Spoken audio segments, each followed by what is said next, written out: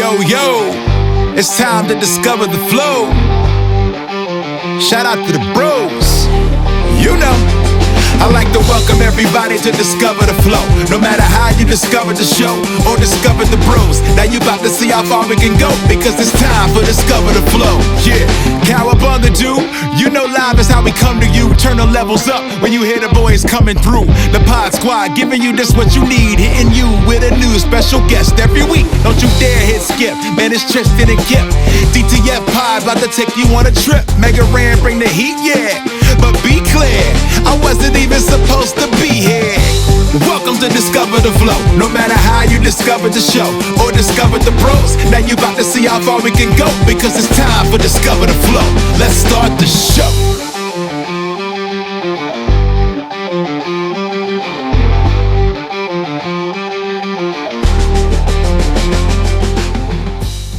There we go.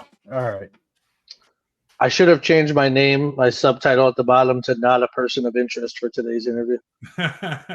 Yeah, well, you're not a person of interest. That's what we have our guests for. You know, we bring guests in because they're more interesting than we are.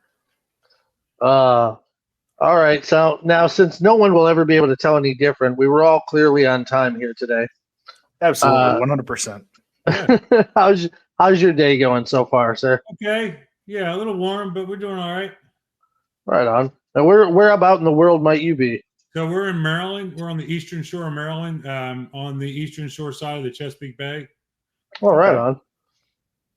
Yeah, I've never been there, but I know it's a beautiful place. Yeah, it's not bad. You know, Maryland's got some extreme sort of taxation stuff, but they do have the Chesapeake Bay, so you'll tolerate it. So. Now, before we get really moving along, how do you pronounce your last name, sir? Byrne. Byrne? Byrne. Okay. Yep. My OCD in my brain ran through it like 10 different ways, and it was never Byrne, so it was bothering the crap out of me. It was originally Byrne. So. Byrne. All right. Right on. So why don't you tell everybody, for our audience, what it is that you did before retirement? Sure. So. I'm Gary Byrne. I was in the Secret Service Uniform Division, which kind of gave me a famous, you've heard the saying, be careful what you wish for. So I got this great job in the Secret Service, and it ended up putting me in a position where I ended up having to testify against Bill Clinton in his impeachment.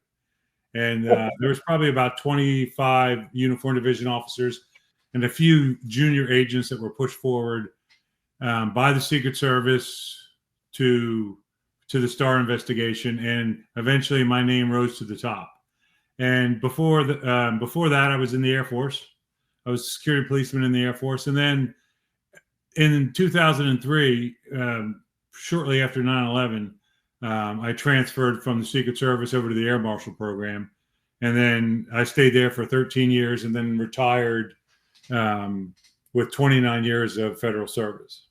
So you're an absolute underachiever. Yes, that's what you're saying. Well, you know, the joke is, so the in my family, the joke is I was the best guy in detention class. So I was always the best behaved in detention. So I did okay for a high school. You have two different books, the Crisis of Character, right, and the Secrets of the Secret Service. Right. I'm gonna just start out hot from the beginning.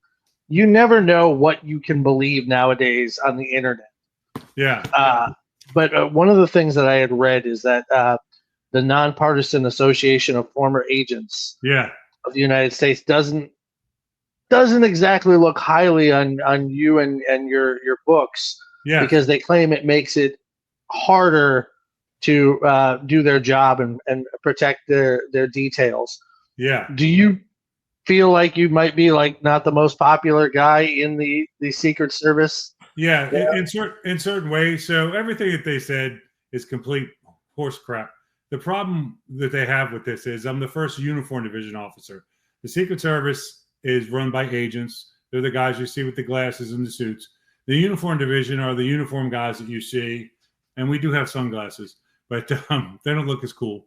But we're the Uniform Division guys that do around the White House the metal detectors, all the fence line protection, counter sniper, the emergency response teams for both the White House and the Vice President's residence. And then the uniform division also travels with the president anywhere he goes, doing the metal detectors and doing those jobs. And the problem that the Secret Service Retired Agents Association had with me writing the book was that they weren't involved in it. And it embarrassed them because I called them out on, well, the second book called them out on certain things. The truth is, in our research, my co-writer is Grant Schmidt, and a good friend of mine, and he's much younger than me. He was 25 when we started in approximately 2014, about 2 years before I retired. And so, you know, because they weren't involved in it, because they couldn't control the narrative, and because I told the truth, it was simple. And they did, in the beginning, when I first came out, they did try to call me a liar, and then I filed a suit against them. And as soon as some of their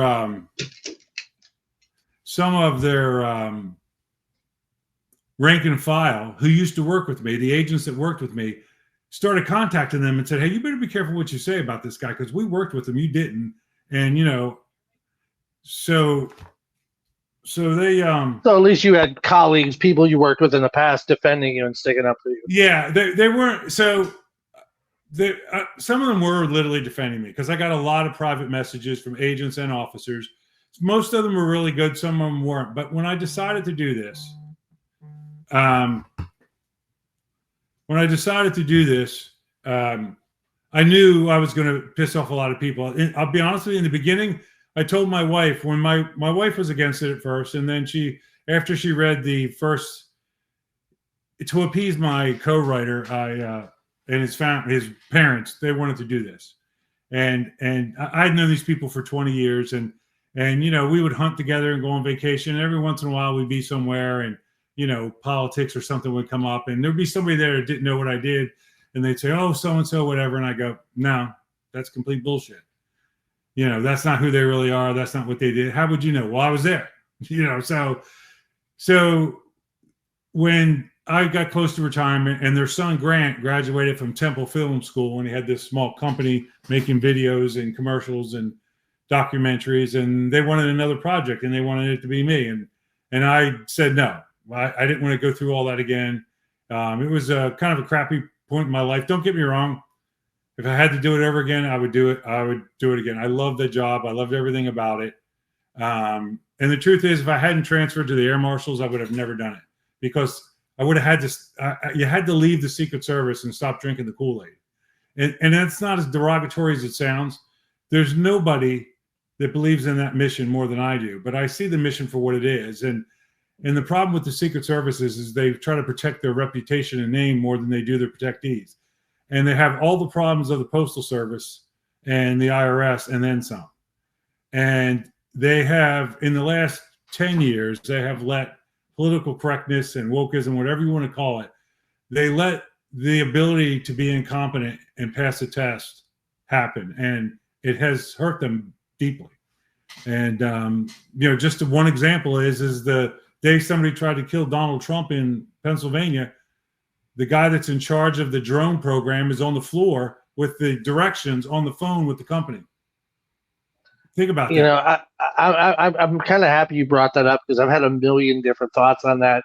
And to get a perspective of someone like you on that would be fantastic, because we know what we've been told and what we've seen, but we're not trained agents. You have a trained eye. Yeah.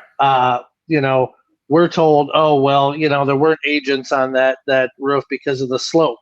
And yet that guy seemed to have zero problem with it. There were people that pointed him out supposedly all throughout the afternoon, walking around with the equipment that he had, and yet nothing was done about it.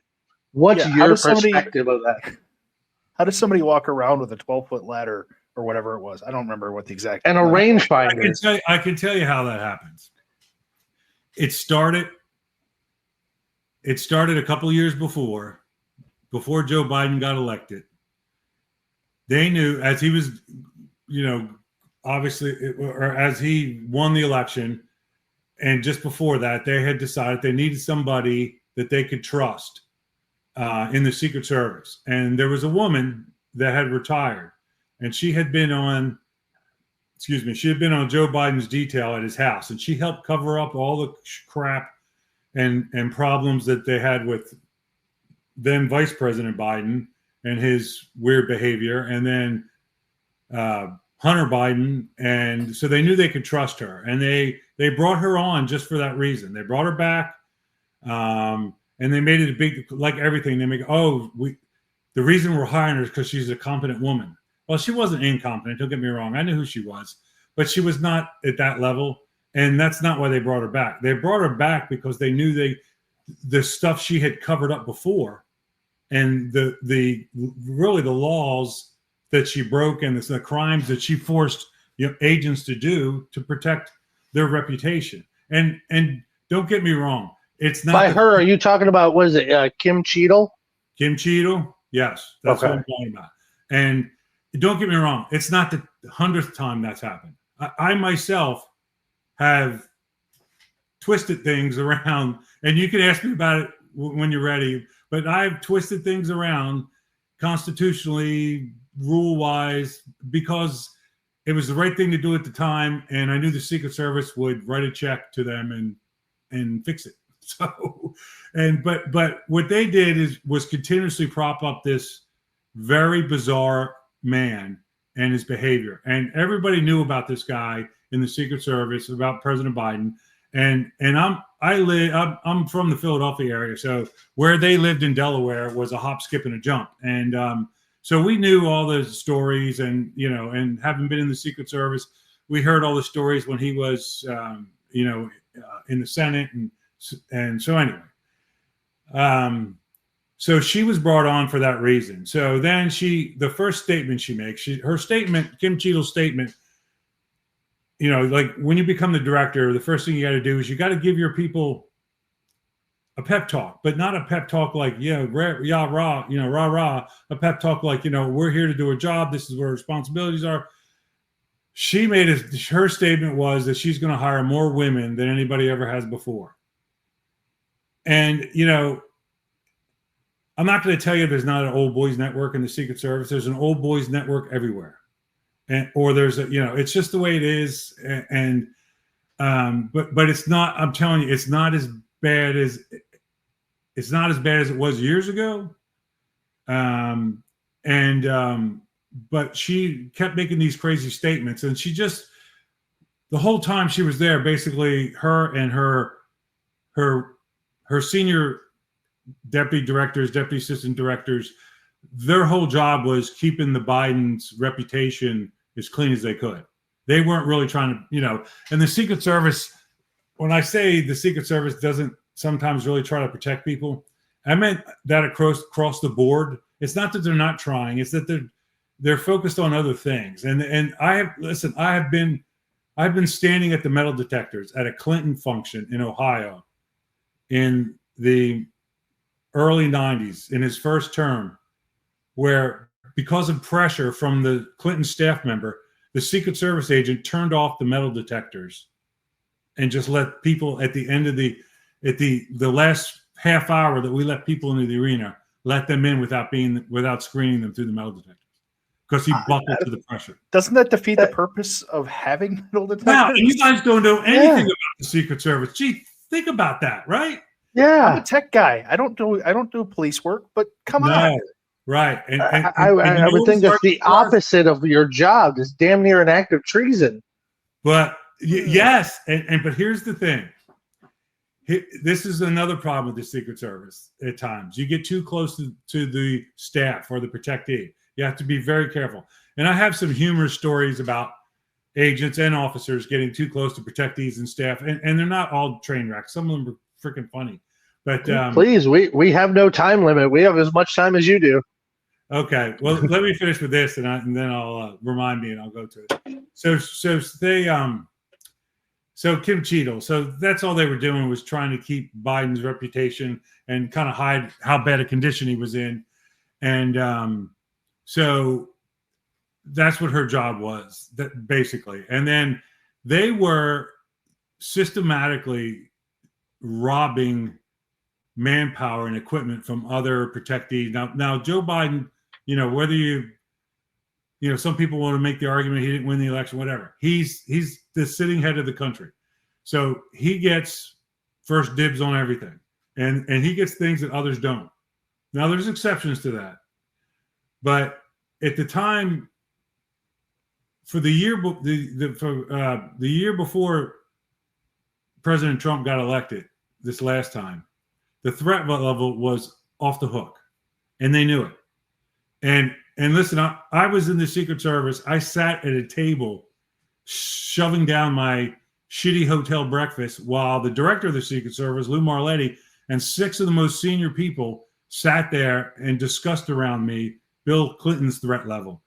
And I tried to get up and leave the table, and they said, no, it's fine. You can stay here, eat your meal. It's going to be a long day. And the reason I was there, as the uniform division guy, is because I had worked outside the Oval Office, and we'll get to that in a minute.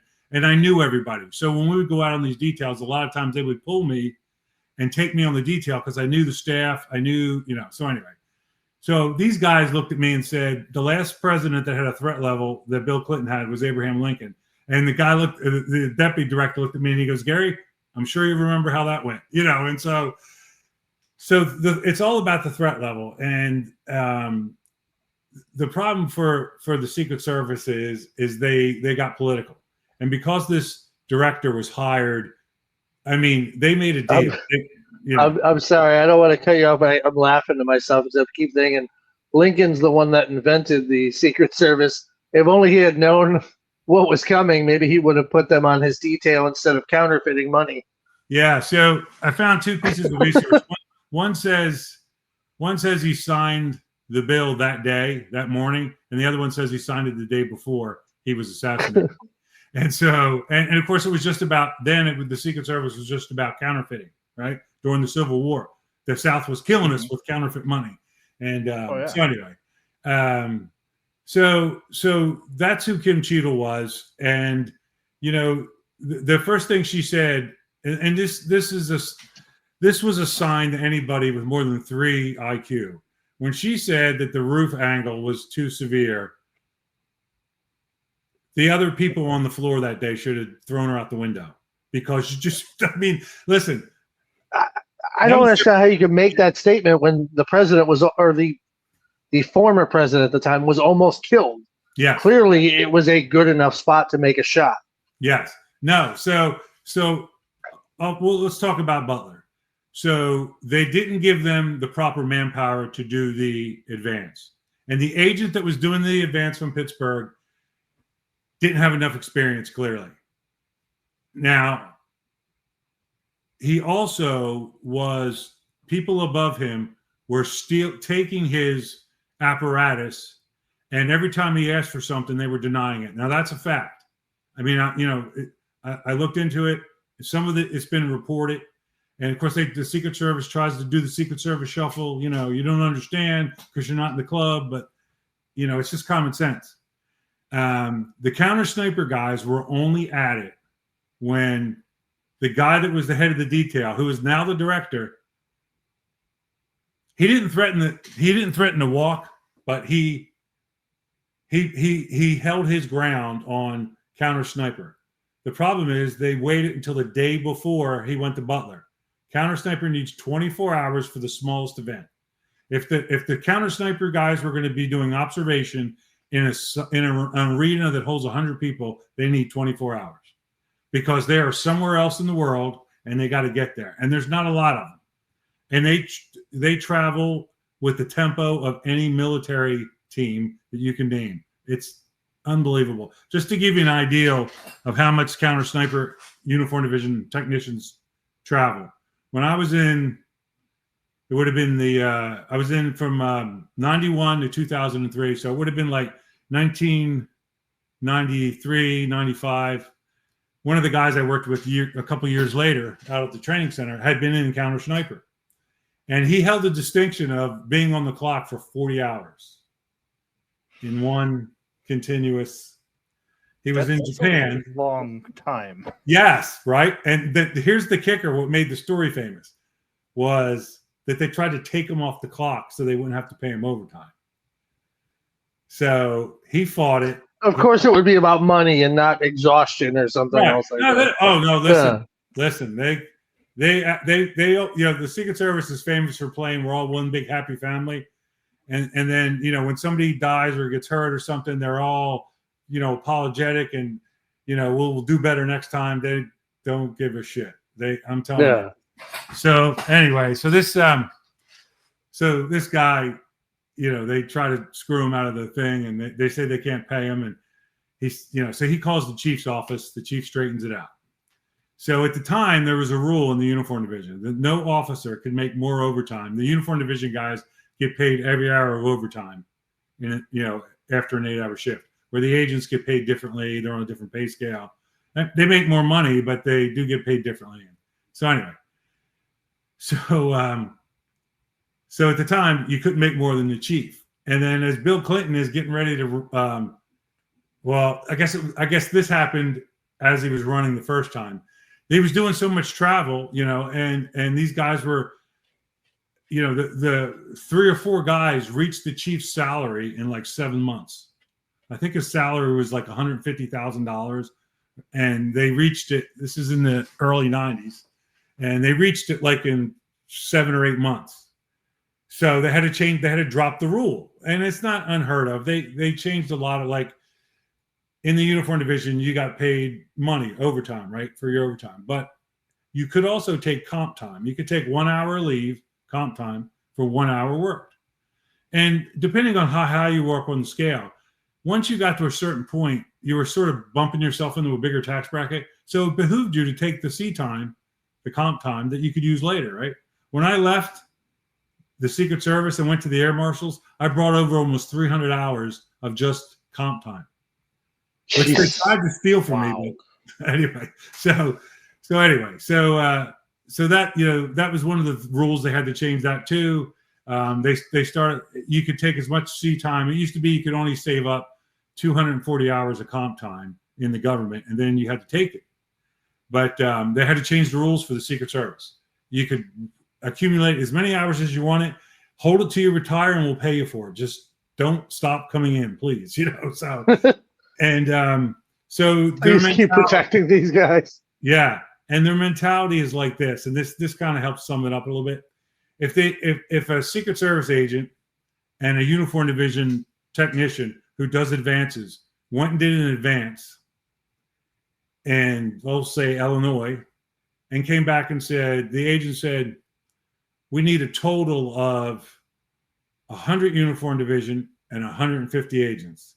They're going to give them 100 agents and 60 officers and just work them into the ground. And they've always done this. And it has cost lives. People have fallen asleep at the wheel, returning vehicles.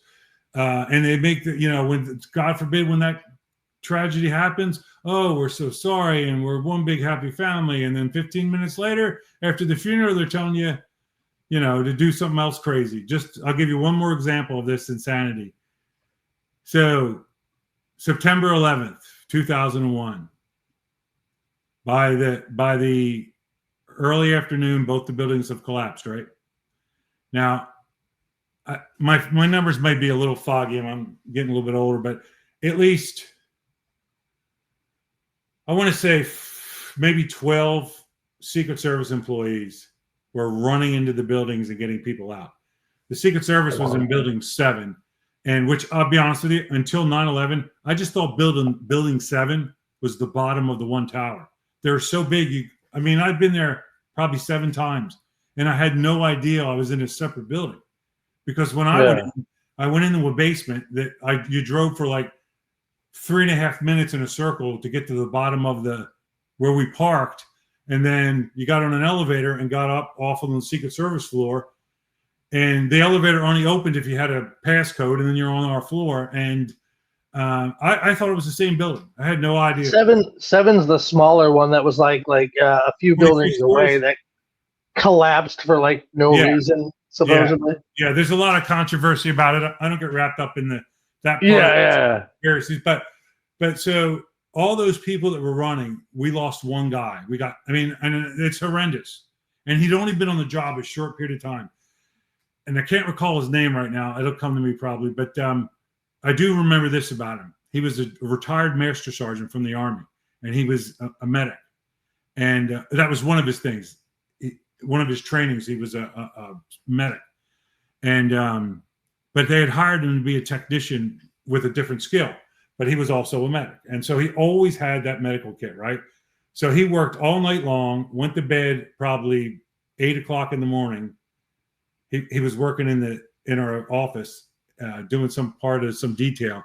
And then he went to bed. And then, of course, while he's asleep, 9/11 happens. The attack happens, right? So, he rolls out of bed. He looks out the window, says, oh, shit, grabs his bag, throws on some clothes, and he's on it. He's the only one we never recovered. Nothing. He was in one of the buildings when they went down, and, he was obliterated like so many other people.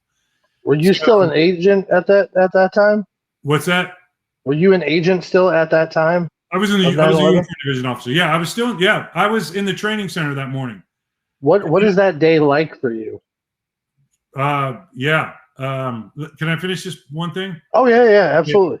Yeah. Then I'll go to my thing that morning. So yeah. So he so there's, I might have the number mixed up. There's a lot of people were running, Secret Service employees, like everybody else, running into the buildings. 6 of them were buried in the debris. At least 3 of them were buried twice with each building. So, and I'm telling you this with a smirk on my face, not because there's any humor whatsoever. As a matter of fact, by the time I finish telling this story, I'll have tears in my eyes, because 2 months later, I'm at the training center when this happens. But 2 months later, and I was kind of a new instructor, but I did well, and they liked me, and so I used to get a lot of, and because I worked outside the Oval Office, I got treated pretty well. I knew a lot of people, and anyway. So I would get these calls, and they would ask me to train somebody up on a Saturday or Sunday. They don't want anybody else around. We're going to qualify them, but there's a special circumstance or whatever. So 2 months after this happens, no, it's only a month, 30 days. My boss comes to me on a Friday, and he says, hey, I need you to come in Saturday and Sunday. And I said, well, I can't. I got plans. He goes, nah, you're going to have to cancel them. And he says, if you argue with me when you find out what this is, you're going to be upset with yourself. And I said, okay, fuck it. I'm in. So he tells me, he goes, I've got these 5 agents, 3 men and 2 women. They're from the New York field office. And here's what happened. The day after, so September 11th, September 12th, these people and everybody else in that office who are devastated, many of them were right there. If they weren't buried, they were running for their lives. And the Secret Service, President Bush wanted to go to the ground zero. I understand that. The Secret Service director forced these people to stand post the next fucking day. Jesus Christ. One of the guy's wives went and found a news crew and fucking hammered the Secret Service on the news. These guys, you talk about shell shock. I'm telling you. So 30 days later, I meet these guys on a Saturday, and I know some of these guys, right? One of them is a former Navy SEAL in the Vietnam era. This guy is, he's the Secret Service agent poster child. He is a former Navy snake eater. I'm telling you, when I saw him walk into that classroom, I almost cried. I never saw anybody so broken in my life. I mean, I was a kid in Vietnam, but I'm telling you, his worst day in Vietnam, I bet he didn't look like that. It was unbelievable. And the poor girl was trembling so bad that she could not sign her fucking name. Jeez. So I just sat there. That's a month after. This is 30 days. And here's the deal. My boss tells me, look, Gary, if you can't get these guys qualified, I need you to come up with a reason that it falls on you. And he said, they're going to get rid of these fucking people. They're trying to make this all go away. And I'm like, really? Okay. I didn't really understand exactly, but my boss that was asking me, he wasn't just my boss. He was the guy that made me a firearms instructor when nobody else would hire me because I was forced to testify against Bill Clinton a couple of years before, and they hated me. Even though I had to do it, I was forced by the Supreme Court. You know, they hated me, and so I owe this guy, and so I'm working with these people, and I'm talking to them, and I'm making it as easy as possible. I ask them to all put their guns down.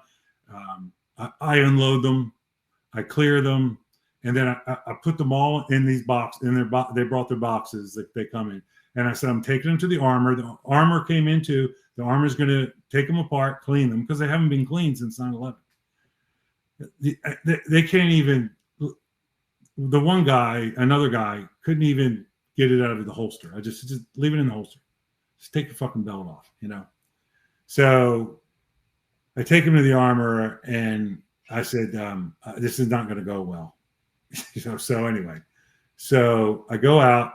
I walk back into the classroom, and I tell these guys, everybody relax. If you smoke, go out on the loading dock, have a cigarette, get some coffee. I said, I got a couple things to do for paperwork, and then we'll get going. It's going to be a piece of cake. Don't worry about it. I'm going to get everybody through. It's not a problem. And I'm telling you, they're looking at me like they can't, like I'm insane, or they're just looking right through me. So I go upstairs and I go upstairs because I don't want them to hear me. So I go upstairs into somebody else's office, and I call my boss at home. And I said, BJ, have you seen any of these guys? Have you met with them? He said, no. I said, I recommend you get in the car and you come over here. He said, I can't. I'm out of the district. He's doing what I was going to do. We said some family function. I said, okay. I said, all right, forget it. I'll call you at the end of the day.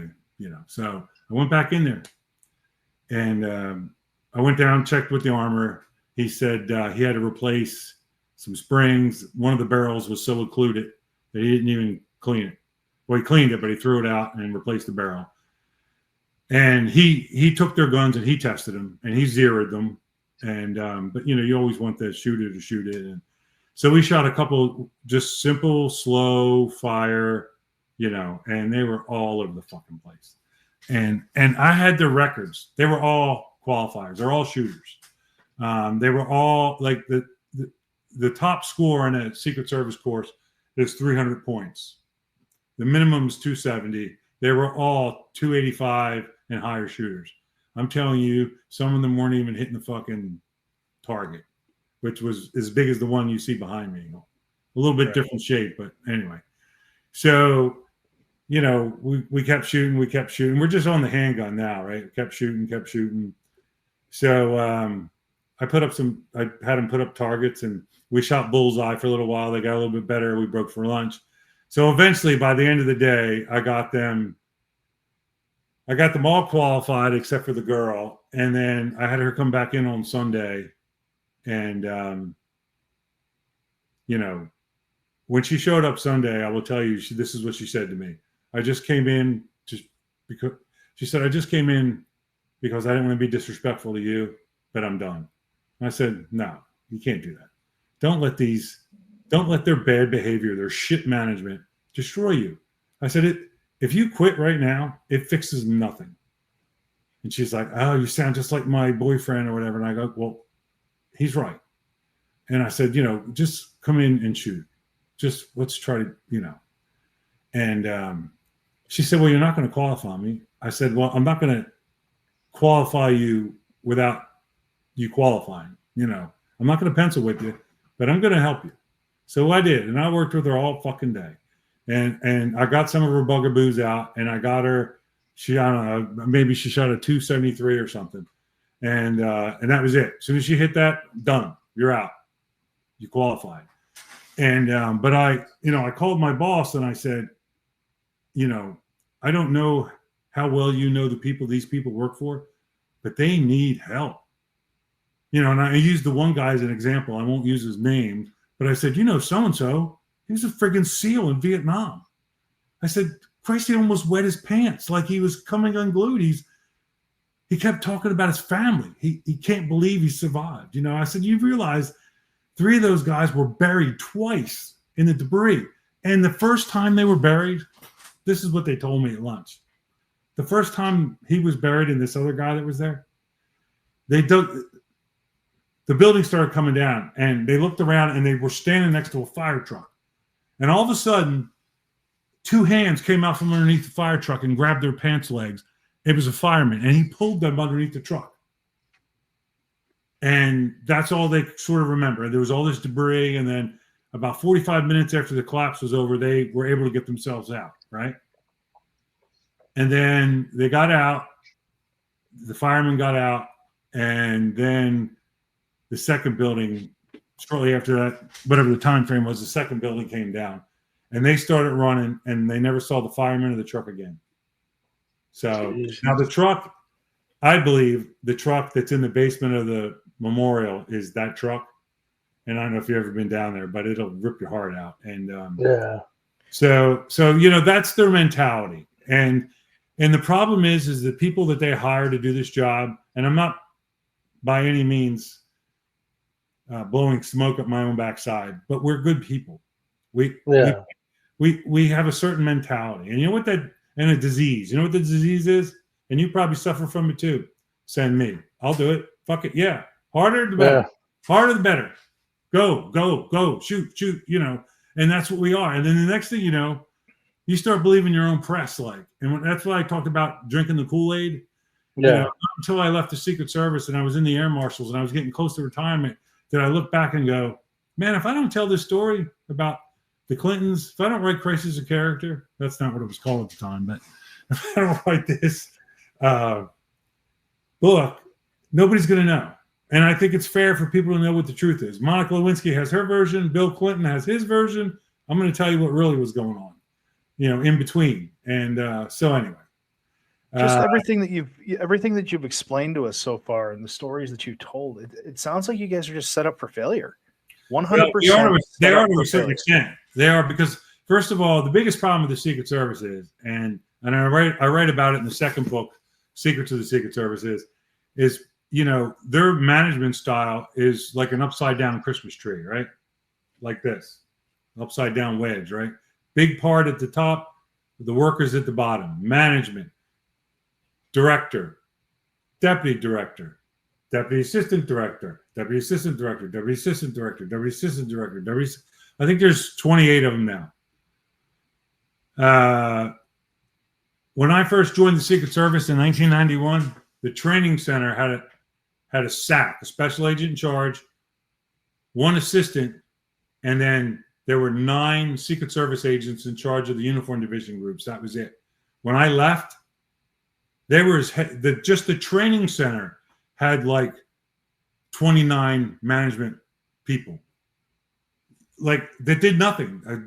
Deputy assistant director to the SAC in charge of training, and they're just promoting people to pointless jobs where they're not actually doing anything. That's one of the things they did to the uniform division. The uniform division used to report, an officer reported to a sergeant to a lieutenant, a captain, an inspector, a deputy chief, and then the chief. Well, in the early 90s, they started breaking us up against our constitutional charter. Our congressional charter. And so they would break us up. And like at the training center, I reported to a sergeant who then reported to a GS-13. And then the sergeant, there was a lieutenant who really didn't know anything. And then the sergeant reported to the lieutenant, but really reported to a GS-14 and then a 15. And then the SCS guy who was the special agent in charge of the training center. And then there was 9, and I say 9 on each side, when they do the organizational charts, they're flat up against the wall. So 9 on each side when I left, of nothing but deputy assistant directors to the SAC, or whatever. It just ends up like that Spider-Man meme where they're all pointing at each other like, are you my boss? Am I your boss? No, what the hell?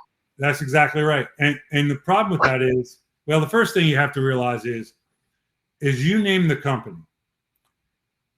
Coca-Cola, one of Elon Musk's company, any private company would fail in 30 days with that type of setup. You can't support that kind of magic, but because it's on the taxpayer dollar, In Congress, there is no oversight. There's no such thing. I know there's oversight committees. I know Congress and the senators, they brag about all their oversight. I know what their oversight is. I've been there when it happened. They come out to the training center. We let them shoot some guns. We do some explosives. We give them lunch. They go home and they sign checks for us. That's really what it is. They do. They never ask. And I said this. I hate saying it, but I'm not shocked. No, you shouldn't be. Like, you want to, as a private citizen, you want to have confidence in your government. You want to have confidence in your president, or your senators or your congressmen, whether they're the people you voted for or not. You want them to do a good job because they all affect us. Right. But obviously, clearly, people are just fucking off, and some people don't even know who to answer to. No, they don't. And so take us back to Butler, Pennsylvania. So they're taking away materials and manpower from the detail. And then the day before, they buckle under pressure and they assign counter sniper. And again, they didn't give them enough time. And then the person in charge of the advance is responsible for the footprint. They're responsible for knowing what area is a threat to the president. Can I get on the roof with a rifle? Not if I can get on the roof with a rifle. If somebody got on the roof, is that an advantage point? Yes, it is. So it should be inside.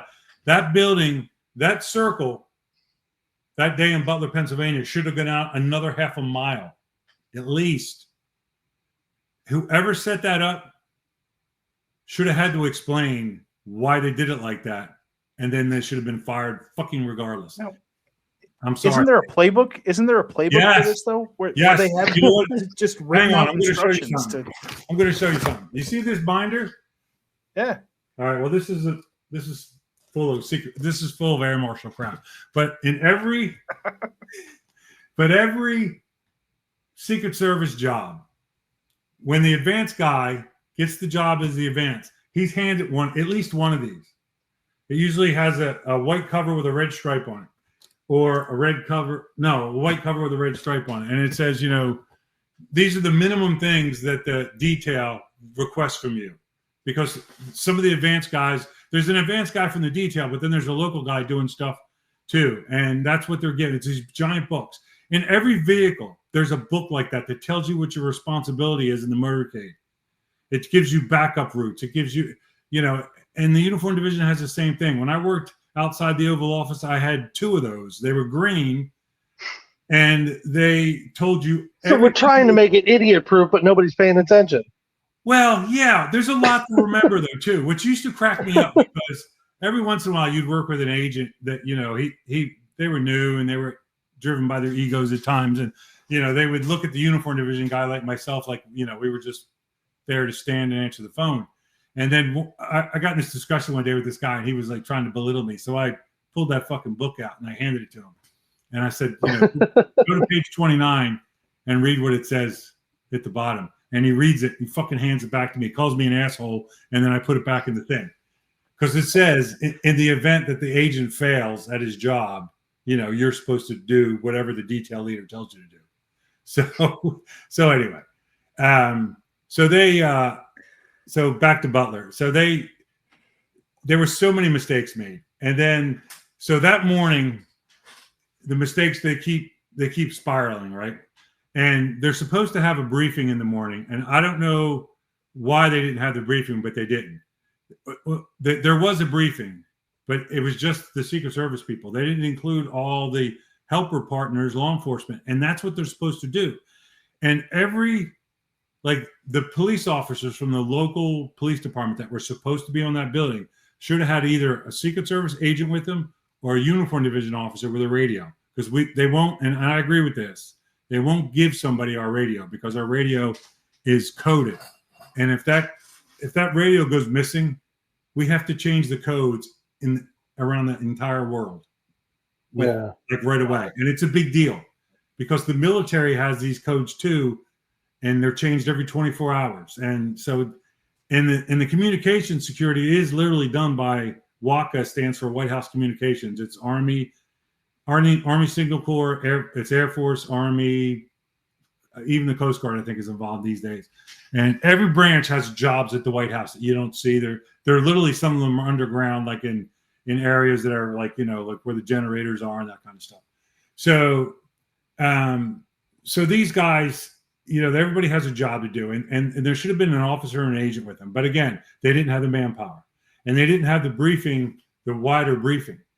So when these officers got up on that roof and it hit like 85, 90 degrees, whatever it was that day, they decided to get off and go downstairs because it was cooler.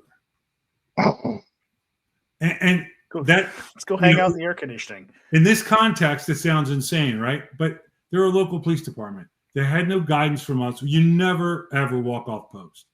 Yeah. And so anyway, that's what they did. Now, this kid, this would-be assassin who was not working by himself. Because if he nobody believes that. Yeah. If he was working by himself, he wouldn't have been on the cell phone messaging, which has never been revealed.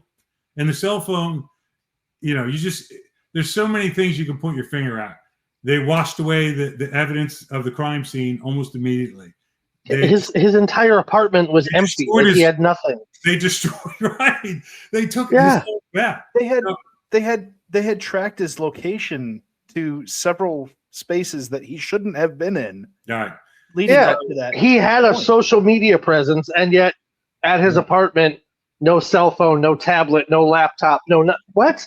What? They have him on video. Not even a PlayStation? Like, what the hell? Right. They have him on video communicating with somebody. He's on video, either their video, the local PD had a drone and they were using it. And then when they told the Secret Service, they said, no, we have our own guy. The problem is they couldn't get it working. So instead of telling the local department that, yes, we need your drone, they just didn't say anything. And whoever was in charge of the footprint of the detail, and they screwed the pooch. There's no way to get around it. There was a lot of mistakes made.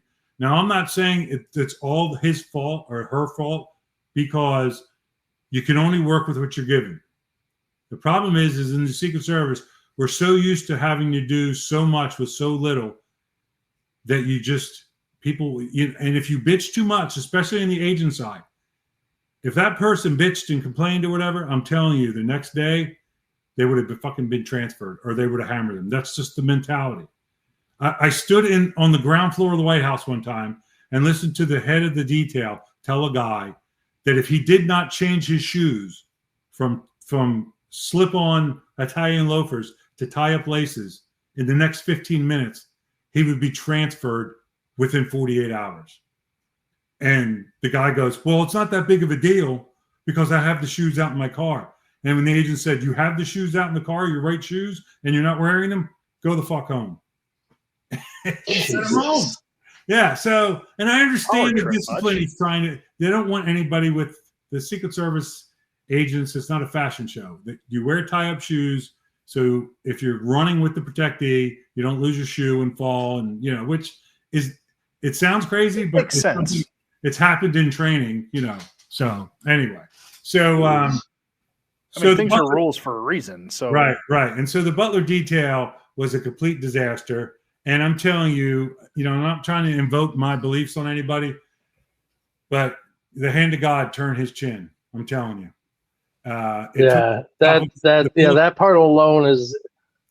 I'm not a godly man, but that's a damn miracle. Yeah, it took the top of the zero. And it was close enough. I mean, another quarter of inch, and it would have been the reverse angle of the Kennedy assassination. Kennedy's would have gone through the front. Yeah. So, but it would have been on the same side. And it's a damn shame because there was a gentleman behind him that ended up catching one of those bullets and lost his life. Yeah, and the other guy. There was 3 people hit, I believe. I think the fireman's last name was Contator, I believe, or something like that. Yeah, something. Right. Yeah, and you're right. He was.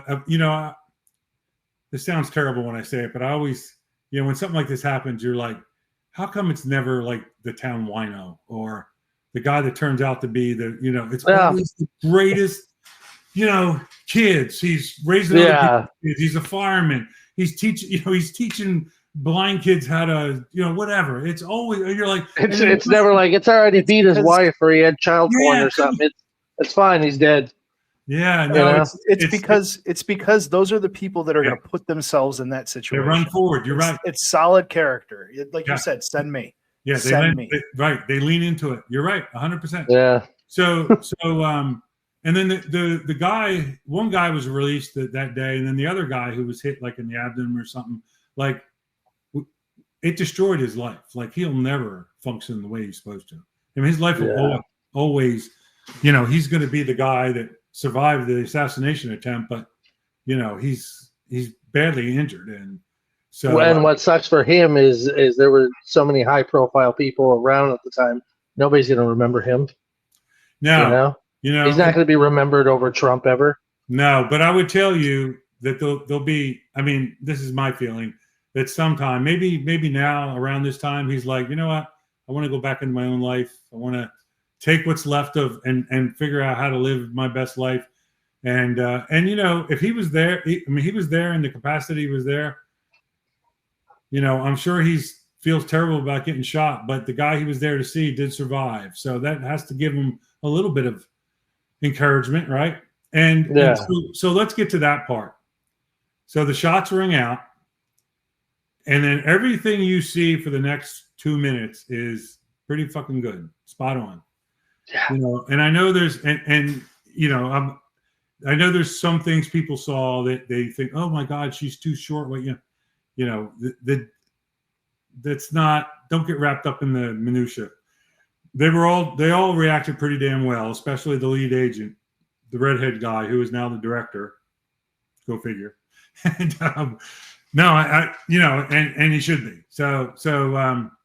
But anyway, he pushed him down. They all surrounded them, and and it looked funny to us or odd. But when some of them realized that they weren't really tall enough, even when Trump was squatting down, they were jumping up like they were trying to rebound. And I'm like, that's it. That's what you. And then there was one female who looked a little big because she had a vest on too, and but she did her job, and she was at one point, after she went to holster her pistol, she couldn't find the holster. Which, listen, the adrenaline dump in that situation. I've only done it in training, pretty much. Yeah, only done it in training. I'm telling you, the adrenaline dump in training is probably a third of what they got. Her vision went from this to this instantly. Yeah. I mean, literally, you can't see this, but I'm telling you how they're trained. They close one eye and they go, "We're okay." Oh shit, something happened. Look around. Where's the next shot coming from? And so when the agent makes the call to move off the stage, you see four guys with long guns. Two of them are Secret Service agents from the motorcade. They're the CAT team, CAT, counter assault team. They normally stay with the vehicle but in this situation, two of them came forward, and when they did, their local PD, their local SWAT team that was with them and mimicking them, two of them went with them. So they had four guys with long guns come up beside the president and his detail to protect them, because now you just can't assume. Now you have to assume that there's somebody right there. That you're going to be gunfighting this close. You have to assume. And that's what they're doing. They got their guns out. They cover him back to the car. Now, I will tell you, there's a saying. One of Trump's senior people is named Stephen Miller. And in 2015, when Trump was first running, Stephen Miller said publicly, right to the camera, he said, the best thing that anybody can do in this campaign is let Trump be Trump. And that day, Trump was Trump. Now, after they tried to blow his brains out, he put his fist up in the air and said, "Fight." The moment that happened, I remember telling somebody it was like pro wrestling. Like it couldn't have been more perfect. Right. Like he came up with that fist up, and I said, "Son of a bitch!" That's the moment he won the election. He won the election right there. Yeah, 100%. I get choked up when I say this, but I interpreted it a little bit different. I think he's telling his kids he's all right. I mean, Because they're watching. That's a good way to think. Yeah. Yeah. You know, everybody he knew and loved was watching him. And I think he was telling them, you know, I did it. I'm here. Yeah. And if that guy would have shot at Byrne, it would have hit him all the way down here. Yeah. And then they get to the car, right? And you can see the motorcade ready to roll. Like, again, this is all the way it's supposed to be. And they couldn't stop him from doing this, but he steps up on the running board and does this again. And you know, you just want to scream, what the fuck are you doing? But, you know, right. But that's Trump. That's Trump. And you know, he's a special guy. And listen, I'm not saying he's perfect, but, you know. No, I've said multiple times, like, I want to like the guy. And there's lots of reasons too, but then every once in a while he says or does something where I'm like, damn it, so close. And I ignore that shit because but my perspective is different than most people. You know, 3 years I worked outside. I started in 91. George H.W. Bush was president. I got trained to work inside the West Wing in the Oval Office, outside the Oval Office. And I was just trained, and I was there part-time. And I was told I would never get a position because I was too young, and basically shut the hell up and go outside where you're supposed to be. So, but then things changed. You know, presidents changed. Clinton's won. And so I got the opportunity to apply for the job. And because I was already trained, and I'd worked there, you know, part-time or when somebody got sick. And so anyway, I was there for about 3 years, the first 3 years when Bill Clinton was there. And so, but my point to that is that, you know, you learn a lot, you see a lot. And after I was there about in the service for 3 years, so like a year and a half, 2 years into the Clintons, I decided that the best person that could ever run this country was somebody who was worth a fortune, who ran businesses, who wasn't beholden to anybody. And I can't tell you that I got to agree with you on that one. Yeah, I can't tell you that I thought about Donald Trump only, but I'm sure he popped into my head. But my thing about him is something that was the silliest little thing that I ran into one time was, and one of the reasons I shouldn't say I didn't like him, but he rubbed me the wrong way at times. Wasn't like, you know, his arrogance on the TV show and stuff. It's TV. What do you expect, you know? And but years ago, when he was a young developer in Atlantic City trying to build this casino, he used eminent domain to push some old woman out of her house so he could build this casino the way he wanted to. And my thing was, if you're that great of a deal maker, you make the deal. You don't use, right. You know, but later on when he said, I know the system's crooked because I use it, I kind of felt like that was what he was talking about. But then years later, I worked with a waitress. When I first got out of the Air Force, I was working at a bar as a bouncer. And I worked with this waitress who had worked down at the casinos. And she told me this great story that, you know, it was a sad story, sort of. Her mother was sick. They lived in around the casinos in New Jersey, and at the time, and her mother was sick, and they were out of money, and she needed money, whatever. And she worked at the Trump Casino, I think it was the Taj Mahal, as a waitress in a cocktail lounge. And she, you know, made tips and everything. Anyway, she was having a particularly bad day, and she went into the bathroom, and she was in a stall crying. And when she came out, there was a young woman standing there. And the lady said, "What's wrong?" And she said, "No, I'm fine." She said, "No, really, what's wrong?" And she said, "Well, who are you?" And she said, I'm Ivanka Trump." She was probably a teenager. So she tells this person who says she's Ivanka Trump that, you know, what her problems are. And then the next day she's handed a check for $10,000. So, you know, that's who the guy is. That's who he is, who his family is. You know, does he say and do crazy stuff? Yeah.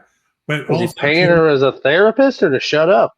What's that? No, they're paying her to help her pay her mother's bills. They gave her money. They gave her money to help her pay her mother's bills.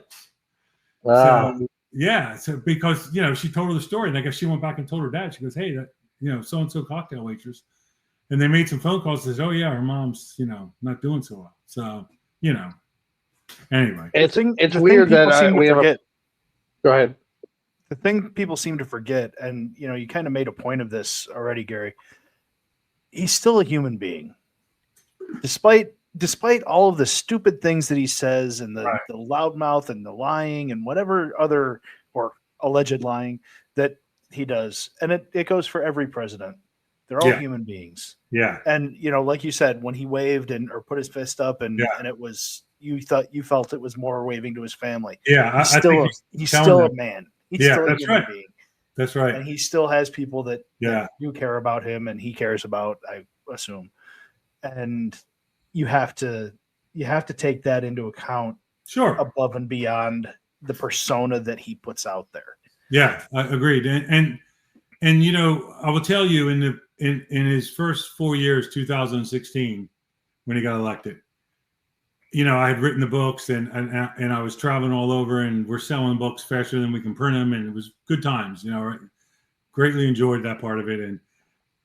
And I was always in contact with people from the Secret Service. Now, to be clear, I wrote these books, especially I wrote the first book, I'll say, and nobody knew about it. I told nobody. I asked nobody that I worked with. I asked nobody that was there. I told nobody in the Air Marshals. I told nobody that I worked with in the Air Marshals that used to be in the Secret Service with me. I told nobody. That was one of the caveats with my writing partner and his father who funded this in the beginning. We had to spend $20,000 on lawyers to make sure. I mean, I thought I could do it. There was no confidentiality agreements. I had copies of the secret stuff that I signed off, and writing these books had nothing to do with classified information. It's about behavior. Vote. My thing is, you want to vote for the Clintons, go right ahead. Don't care. Not my business. That's your choice. And my choice could be different. But if you can at least consider the experiences of a guy that took a polygraph test to get where he was, and nobody ever said a bad thing about me or ever questioned anything I ever said until I wrote that book, that first book. And I will tell you. Funny how that works, huh? Yes. But I was prepared for it. And it got a little edgy in the beginning, but as soon as we filed the lawsuit, the Retired Agents Association shut up, and I got the opportunity to counter some of that.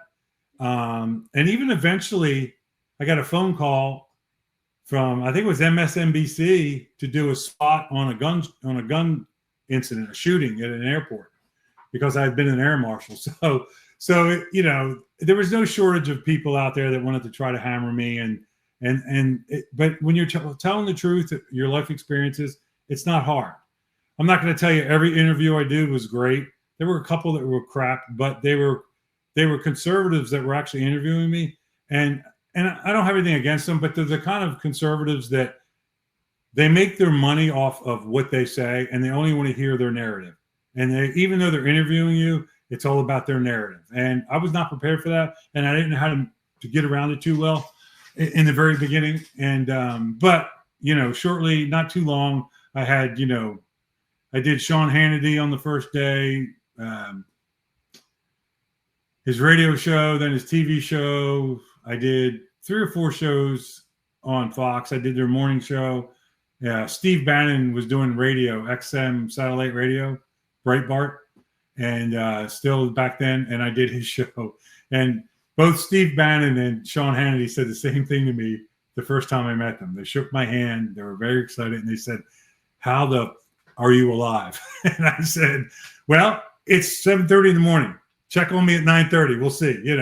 And so it was a good time. But that's the Secret Service. They talk a good game. They are trying to make some changes. Writing the second book forced them to make some changes. I embarrassed the crap out of them, and what's that? Most people do want to make changes when you call them out on their bullshit. Yeah. So the second book comes out, and I still know people that work literally in headquarters. So the day after the book comes out, the second book, which was in 2018, I think, I get this cryptic message on Messenger, and it says, "I'm going to call you on a cell phone.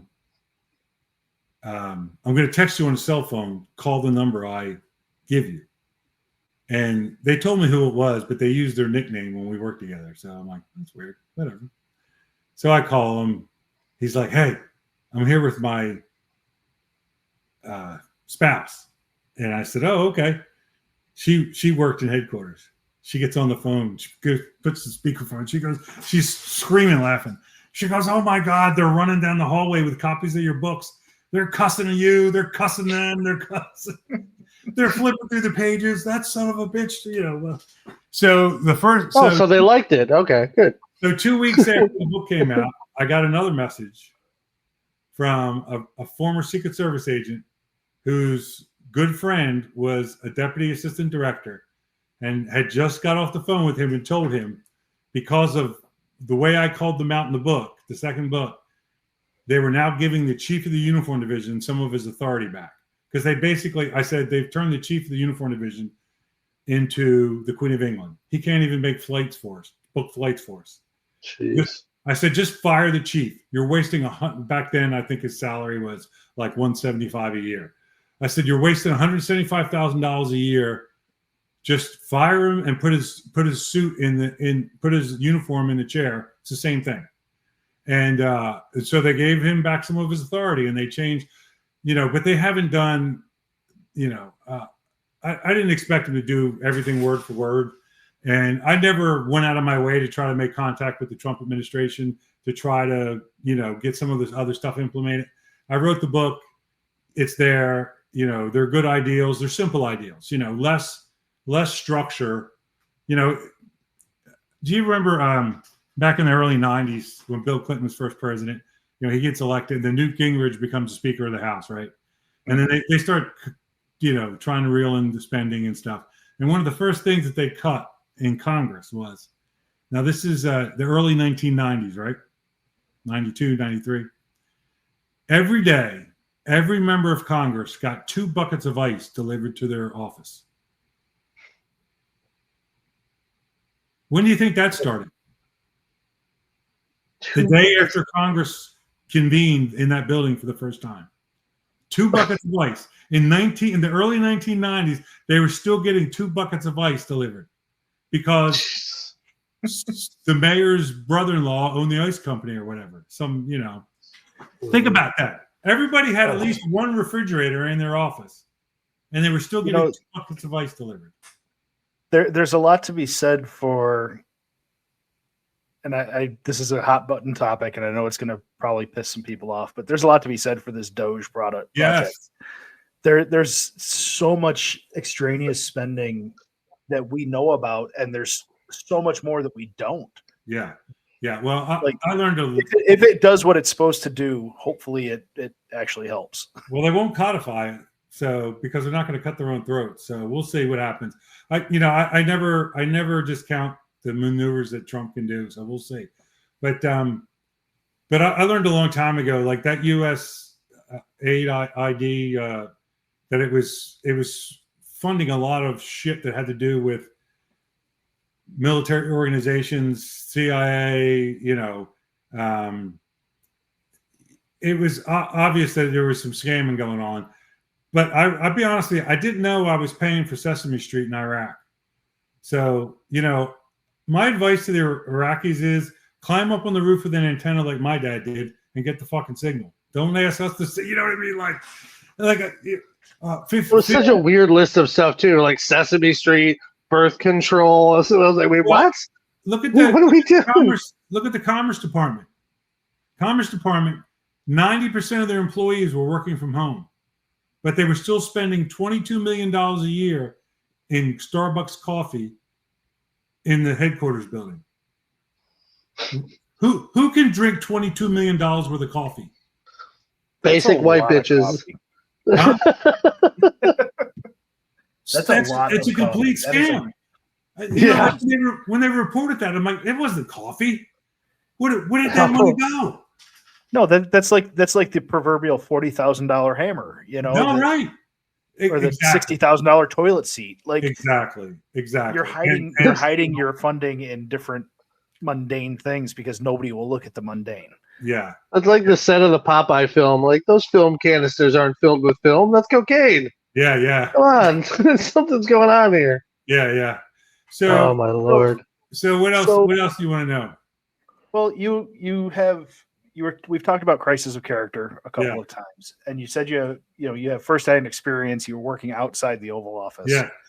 Can you give us some idea of what a day-to-day or some of your experiences with that? Yeah. So I'll do. And what led to you testifying? Yeah. So we know that, but I'm going to tell you two narratives. The second one will be mine. I'll tell you what my experience, what it's like to be president, right? And I'll talk about Bill Clinton and George Bush Sr. a little bit too. Like, so Sr. was, George Bush Sr., we called him Papa Bush inside the Secret Service. And so, he had his history. He was a 19-year-old bomber pilot in Pacific War, right? In Second World War. And he, ran an oil business and did very well. And then member of Congress and then head of the CIA. So he was a very organized guy, very organized. The organization that he set up as vice president and president is still used today.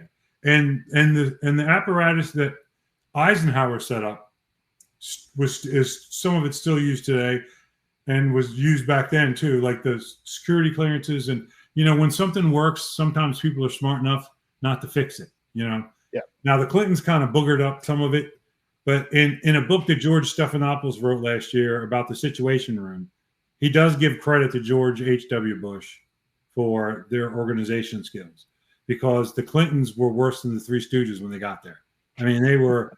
And to be fair, everybody is lost when they get there. They've never been in there. They don't know. They're excited, and every employee, no matter what they're hired for, if they were on the campaign and they're hired to shuffle papers or be an intern, they think they won because of what they did. They all come in like, oh, I'm a savior, and I can't tell you, I don't have time to tell you all the funny stories, but there's some good ones. They're just their arrogance and shit. And I'll tell you one funny one after I talk about, so a typical Bill Clinton day or night. So he would go to bed somewhere between 10 and, midnight. And he would take, and I've seen this depicted in movies and TV shows, and it's real. When the president leaves the Oval Office, he packs a bag, leather briefcase, it's got the seal on it, and his secretary will put stuff in there, or sometimes the Navy steward will put stuff in there that they know is going to go over to the mansion and, for his night reading, or he may need it during the night. So the president will go back to the White House, we'll say between 8 o'clock and 12 o'clock at night. If it's real late, the family's probably already asleep. He's probably already eaten dinner. If he hasn't, there's food waiting for him. And then he'll read, and then he'll do phone calls. He'll have a phone list. They usually try to tackle the phone list in the Oval Office because it's easier. I mean, you can get the White House operator anywhere, but the Oval Office is set up pretty good for communications.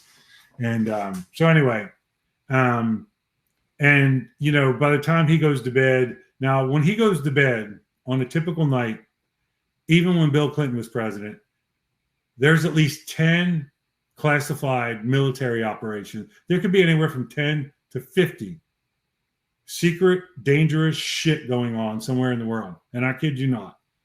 And don't get me wrong, it's not like they briefed me on it or I read the shit, but you get the rhythm of things, and when one of the main job of the officer outside the Oval Office is, if Bill Clinton's reading a classified document and Leon Panetta called him and said, Mr. President, do you have a minute? Could you come down here? Because I don't want anybody to see me to come to the Oval. I want to talk to you about something. And he would go down there. He doesn't have to worry about what's on that desk, because as soon as he leaves, I open up the middle door, I walk in there, if it's stamped classified, I throw something on top of it or I close it, and I walk out and I tell the assistant, the secretary, hey, that information's still there, just so you know. They don't have to clear it. They just need to know it's there, and I know it's there. Now, if he doesn't come back or he goes to lunch, I scoop it up, I take it out to my post, I open up this safe, I put it in the safe, and I lock it. Or I don't have to do that. I can scoop it up and walk into the secretary's office and say, this needs to be secured. And they'll do it. But usually I would do it, and then when he would come back, he would ask for it, or they would come out, or I would just bring it out, or whoever the officer was. So that was the main job there. And then you had other little things to do. And And then if certain disasters happen, you had other responsibilities. And so anyway, the Clintons, they were sort of a train wreck. Oh, I was talking about what his schedule is. So he was, he could be asleep and, for 2 hours, goes to bed at midnight, 2 o'clock in the morning. An agent knocks on the door and says, "Mr. President, the phone's going to ring, pick it up." Or they've rung the phone and he hasn't picked it up and they'll wake him up. Or they ring the phone and he does pick it up and they'll say, "Mr. President, we're sorry to inform you, but the such and such mission that was going on, they hit a storm and 7 sailors were lost," or whatever the thing is. And then he says, "Okay, thank you." And he tries to go back to sleep. Well, there's no shortage of people. I'm no Clinton fan, and I'm no, you can find anybody that doesn't like or like some, half the world loves these guys, half the world hates them, right? Whoever it is. And so, but I would tell you that he didn't go back to sleep. They can't. I mean, I can't imagine how they could. Yeah, it doesn't happen every night. And sometimes they have to get up and they have to make decisions and they have to, and then the next morning. Some people don't sleep because they feel like they have the weight of the world on their shoulders. Because this is the leader of the free world who literally has the weight of the world on his shoulders, So, and then he'll get up. He would do some kind of jog or workout. And when he comes down the steps, somebody from the sit room will hand him a piece of paper. Hopefully it's just one sheet. It could be multiple sheets, which means it was a really shitty, cycle. He'll hand him a sheet of paper and he'll go, "Okay, thank you." Hand it back to him or fold it up, stick it in his pocket. And it'll tell them everything that's happened from the time he, got up and got into the shower or whatever. And it may be that, everything that was going on that night was fine. Or it may be that in a missile silo, which this actually happened when, years ago in Arkansas, while they were fixing a missile in a missile silo in Arkansas, a mechanic forgot to tie the wrench to his wrist, dropped it. It fell 160 feet, hit a liquid oxygen line, snapped off, and within 2 hours the missile is going to explode, and we don't know where the warhead's going to go. And that happened in the late 70s, early 80s, right before I went in the Air Force in '82. So yeah, so that's just a little snippet. That has nothing to do with politics. That's just and in his case, it would be, "Hey, did you ever know a girl in Arkansas named so and so?" "Well, why?" "Well, she's saying that she's got 7 hours of recording of you having an affair with her or something, And that's that's not even the political stuff, So, and then for me, like I'd get up. I lived in Maryland. I lived an hour away. You have to live at least an hour away to afford a house in the Washington, D.C. area. And I'd get up at 4 o'clock in the morning. I already have my bag packed. I'd grab my pistol and all my equipment. We change into uniforms at work. Normally, I wouldn't shower before I went because I would go to work and work out first. You could work out on the job. And I had because when I worked outside the Oval Office, I sort of had some, not special privileges, but because my post was manned by 2 people, we stood the whole time. So you were an hour on, an hour off with 2 officers. So we could relieve each other and do what we want. And so it was technically my post, and my partner was a good guy, and he preferred to work out in the afternoon. So I wouldn't even go to roll call, but it was my responsibility to read the book. And, so not every day, but 3 days a week, you come in and work out. But anyway, you get there, you work out or not, go to roll call or read the book, and then go to post. And so when you went to post, if you were the first officer on post, you were relieving the midnight shift. So, you get over there as fast as you can because they want to go home. So, and chances are they've been there more than 8 hours. So they, you relieve them, you get up there, you go, "Hey, what do I need to know?" "Everything's fine," which means he's leaving. He don't give a shit. So as soon as he leaves, you walk and you close the Oval Office door. You make sure the secretary door is still locked unless she's in there, but she's probably not there this early. You make sure all the outer doors are locked to the cabinet room, and then you go inside the Oval Office, close the door, lock yourself in, and you do this sweep. You're basically looking for anything that's leaking, anything that, you know, needs to be repaired. You know, you're like the fire watch guy, you know, and you look for stuff, you look for anything that might be left out that might be classified or whatever. And it rarely did you find anything, but you looked around, it went all the way back to the study. And then actually during the Clinton times, then next door from the study was George Stephanopoulos' office, which you would open and make sure there was either somebody in there or not in there, and you would close the door. And then you would go out, you would open the large center door, put the rope up. It was like on view. And then you would just stay on your post and wait for, you know, you have a schedule. You had the president's public schedule, and then you were briefed on anything that they knew that morning that was off the schedule. And then anytime anything came up, like you might be there 15 minutes and you would either get a call from our control center or the agent control center. Now they're just one control center, which is good. And you get a call from the control center and they'd say, hey, this isn't on the schedule, but at 10 o'clock, they're going to get tacos or whatever, you know. So, and then you just make a little note on your thing. So you pass it on to the next guy. And you stay in post and you make sure everybody that comes in, as everybody starts coming in, that they have a White House pass on. They're supposed to be there. And this is when I first ran into Monica Lewinsky. And, you know, and this is when I didn't realize it, but the shit was hitting the fan. And it just took 3 years to catch up. So anyway, that's what the job was. And then about 2:30 in the afternoon, you got relieved. And if you didn't have to work over, you were forced to work over a lot. You know, 8 hours turned into 12 hours, a lot.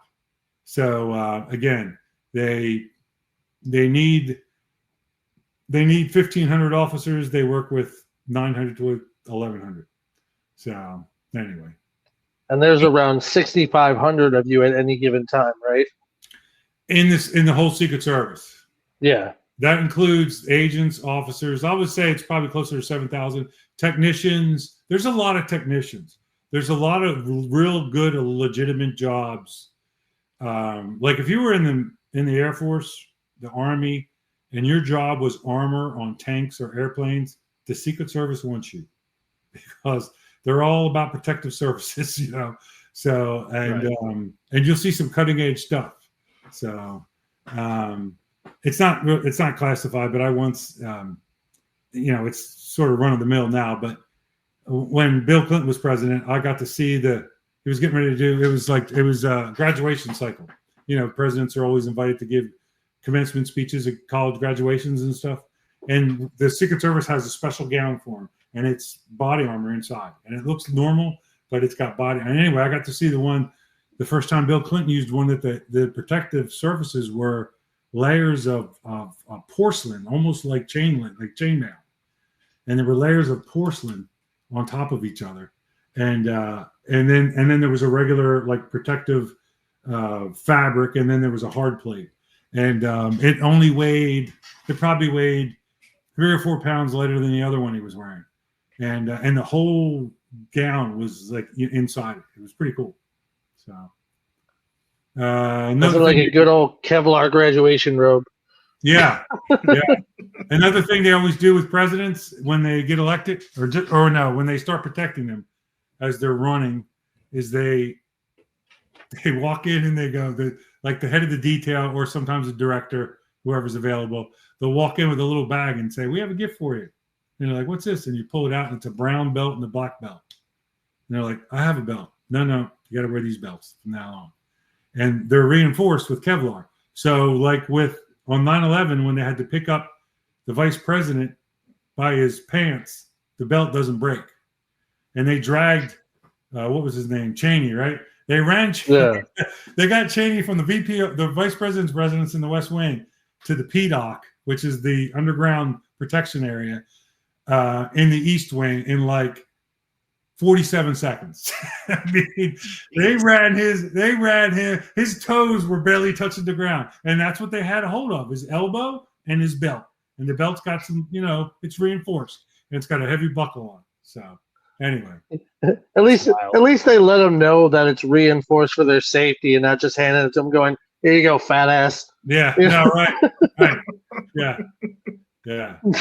So before we have some fun with you, because I do have some fun questions. Go ahead.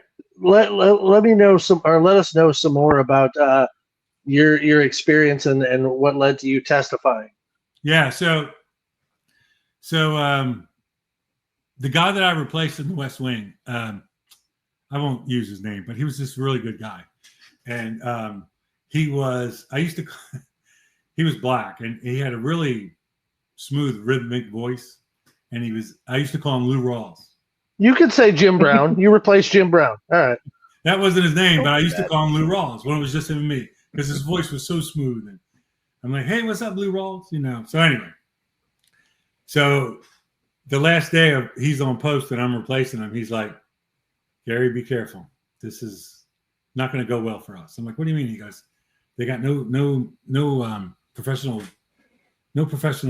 mentality. He goes, it's like a frat house in here, And I said, okay, well, we'll do the best we can, blah blah blah.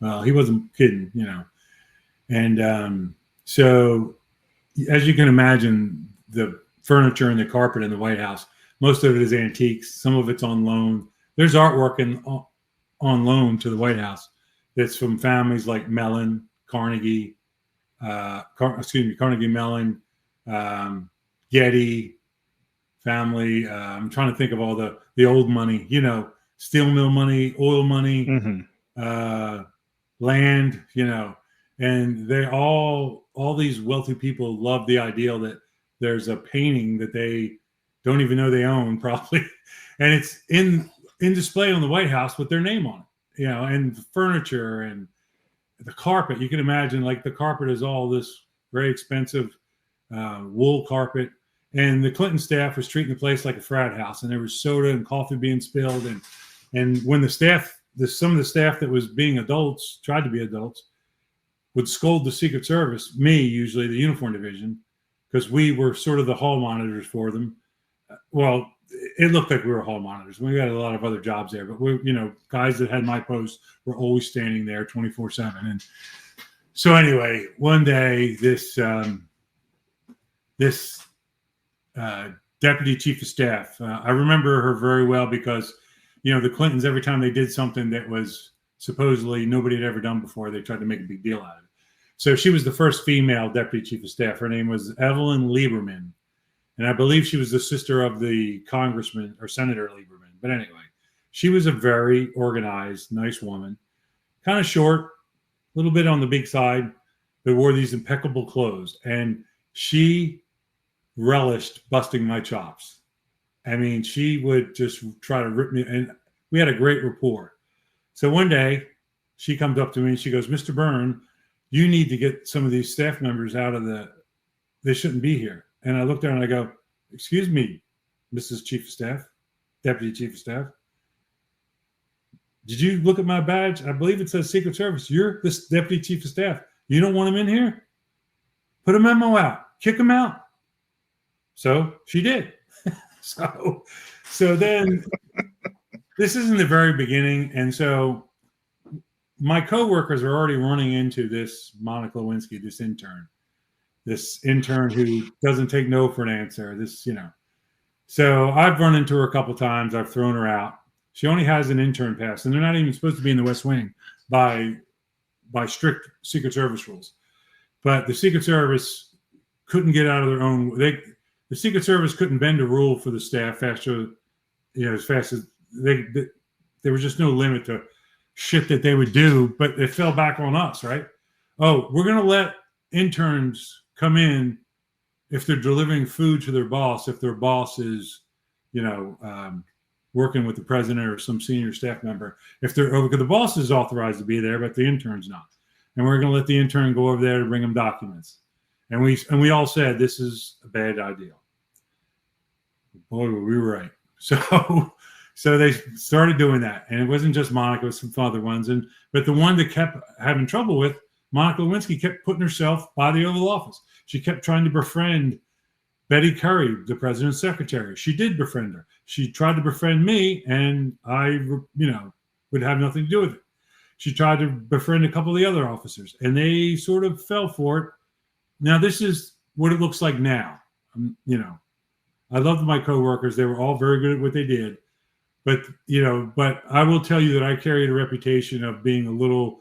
Some people would say I was a little not so user friendly at times. Polite, professional, but I had a job to do. And although it didn't look like it to the average person, it was very important because if something went wrong, certain things had to be in certain places at that time.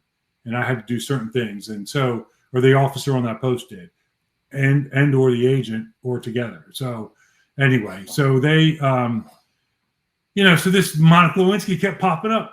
So she pops up one day on a Saturday.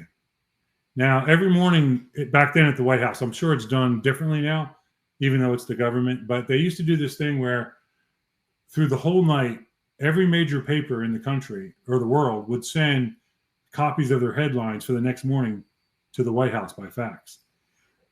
The White House would make copies of it. It would be about this thick, and it was stapled with this giant freaking staple. And then they would, the president would get one, the chief of staff. Well, 3 copies would show up at the Oval Office. One for the president, one for 2 of his assistants, whatever, secretary. And then chief of staff probably got 3 or 5 copies. And then, the NSC and whatever. And you could just flip through it. And, Chicago Sun-Times, this is going to be the headline. This is what's going on in Baltimore. So you could flip through it and see what was going to. This is the future shitstorm we're going to have to deal with. What was going to put you in the ass that morning, right? Yeah. And so anyway, so here comes Monica on a Saturday, bopping down the hallway. So I see her and I make a beeline towards her. And she goes, I got to give this to the president. I'm like, don't give me that bullshit. He's got 3 copies in there. Get out. You don't need to give a shit to the president. Yeah. Well, so what I need to backfill is that I've already had conversations with some of the agents. And they have tried to say to me, Gary, you don't know what goes on out in the road. You're not with us all the time. And, be careful. So I boot her out. And I walk back in the agent's like, and this is one of the guys. He's like, dude, you're going to get jacked up. I'm like, whatever. I'm doing my job. She's a fucking intern. She still had an intern pass. So I don't know. She leaves and she goes out to the West lobby where my buddy's standing post. And I don't know, 7 minutes later, the Oval Office door opens up. And there's Bill Clinton. And he says, how you doing, officer? And I go, good, Mr. President. How are you this morning? Fine. Good to see you. Now, I've already said good morning to him once when he came in. But anyway. So he says, listen, there'll be an intern delivering something I need. Would you make sure I get it? I go, yes, sir. No problem. I close the door. I look at the agent. I'm like, okay. That's it. I'm done being the police. Yeah. I get it. So 2 minutes later, he's got that smooth Southern draw too. So you're like, yeah, damn. All right, I get it. So I see her peeking around from my buddy's post. She comes down. I rap on the door twice. I open the door. She goes in. I close the door. I pick up the phone. I call my buddy. I go, who did Lewinsky call? He goes, dude, she dialed the magic number. I'm like, what? He goes, I could hear it. So you just can't pick up the phone and call the president, right? If she picked up the phone and got the White House operator and said, this is intern Monica Lewinsky, connect me to the president, they'd have hung up on her. Then they would have called us to throw her out of the building, right? He gave her on the back credenza, and it's probably still there. Like if you look at modern up-to-date pictures of Trump in the Oval Office, if you can look around them, there's a credenza behind him, and there'll be a black phone. And it'll be very old, but it is push button as opposed to dial. And it's a drop line. It goes from White House communications. And so the president the chief of staff, I'm sorry, not chief of staff, the joint chiefs of staff, the head of the Air Force, the Army, the Marine Corps, the head of the NSC, whoever, somebody high up has that number, and they can call him directly if they want to tell him something. That the director of the Secret Service calls him on it, that kind of stuff. And but to call in on it from the outside, not only do you need the phone number, but there's a 7-digit security thing you have to put in there. So when you dial that number, it gives you a tone, and then after you hear the tone, it's kind of like press 1 to get an outside line, but it's a code. Right. It's a code. And it's not just a code. It's a rhythm. Mary had a little lamb. No, that's not what it is, but it's like that. Little lamb. Little lamb. Well, no, for Clinton, it was clearly "Pop Goes the Weasel." Yeah. Well, that could have been right. So that's the only way he would have known to come out and ask me to stop harassing his girlfriend. Right? Because she called him up and said, "Dickhead won't let me in," or whatever she said. So then they're in there. So I'm standing there and I'm like, well, I guess, I tried to give him the benefit of the doubt. It's none of my business. My job's not to be somebody's moral compass. My job's to protect him no matter what. So I've seen Hillary. I get it, Well, actually, she was sort of passable in the beginning. And she was kind of giddy when they first got elected. She didn't turn into Satan for at least 3 or 4 months. So then she turned into Satan. The first thing she tried to do publicly blew up in her face. And she fucking lost her shit, and she became. Well, we were still pretty young back then. What was that?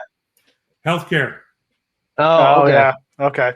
She tried to do healthcare, and then after it failed, that's when they brought in Vince Foster. And they knew, there's all these rumors about Vince Foster, and I know one that nobody knows. I know it's not a rumor; it's true, but it can also be explained. But what most people don't know when they say, oh, they had him killed, I think he killed himself. But they knew. At their suggestion.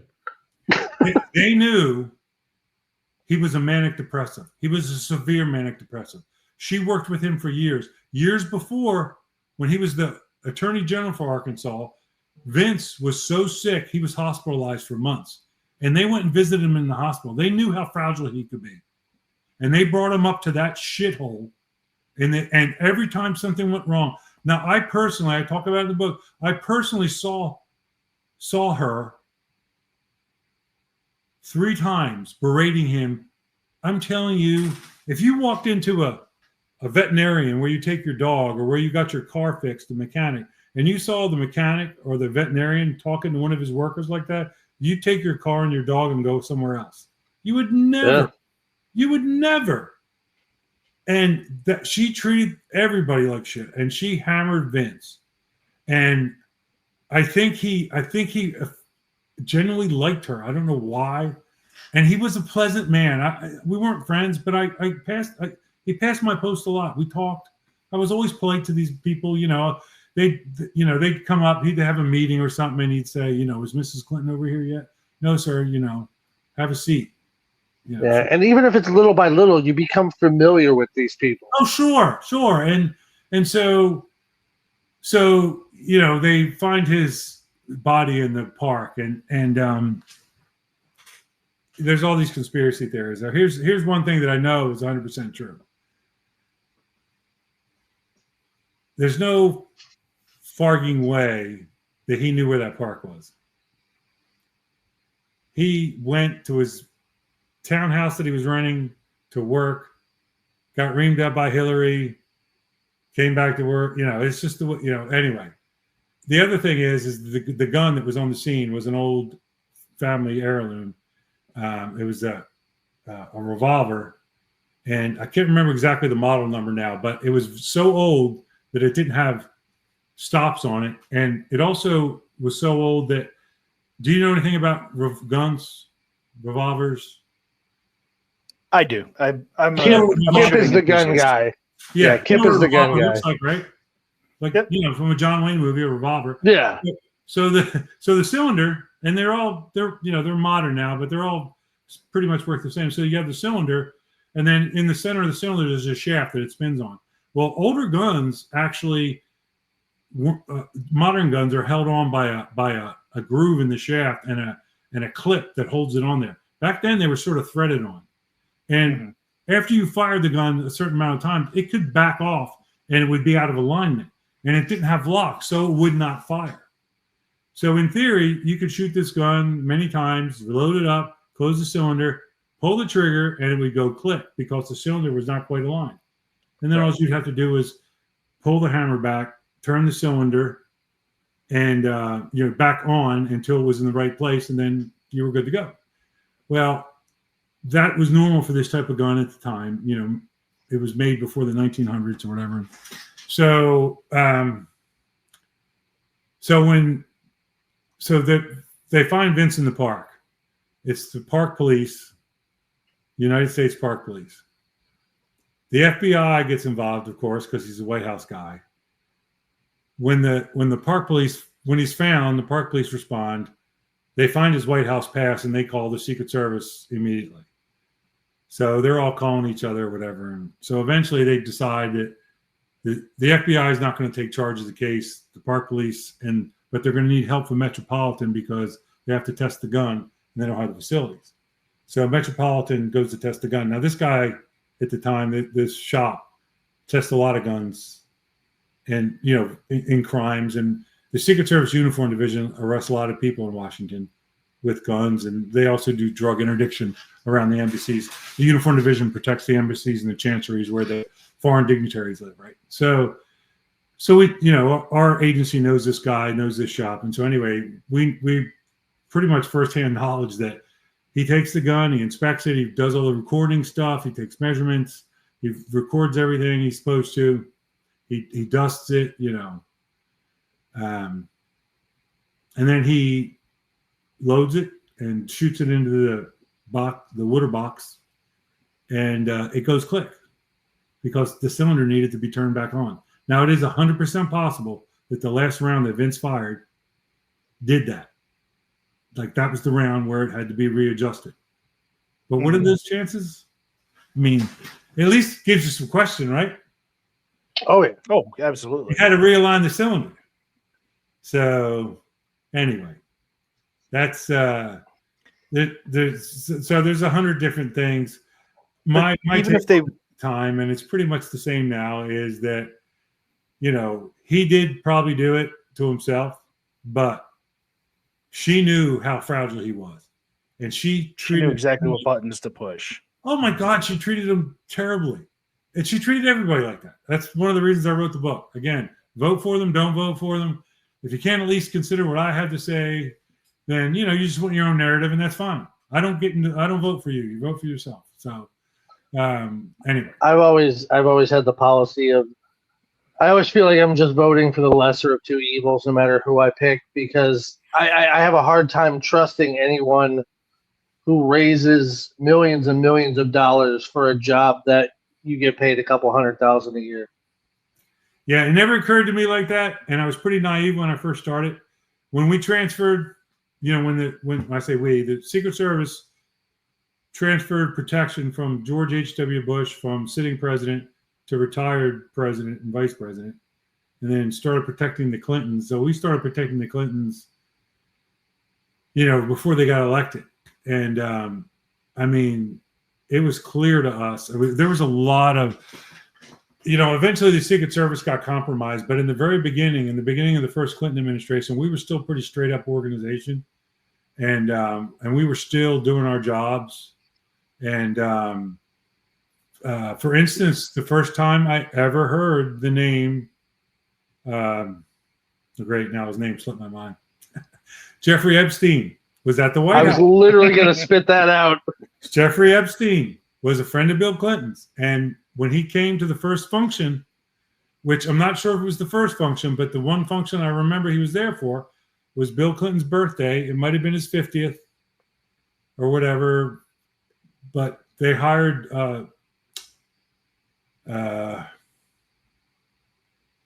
Jimmy Buffett.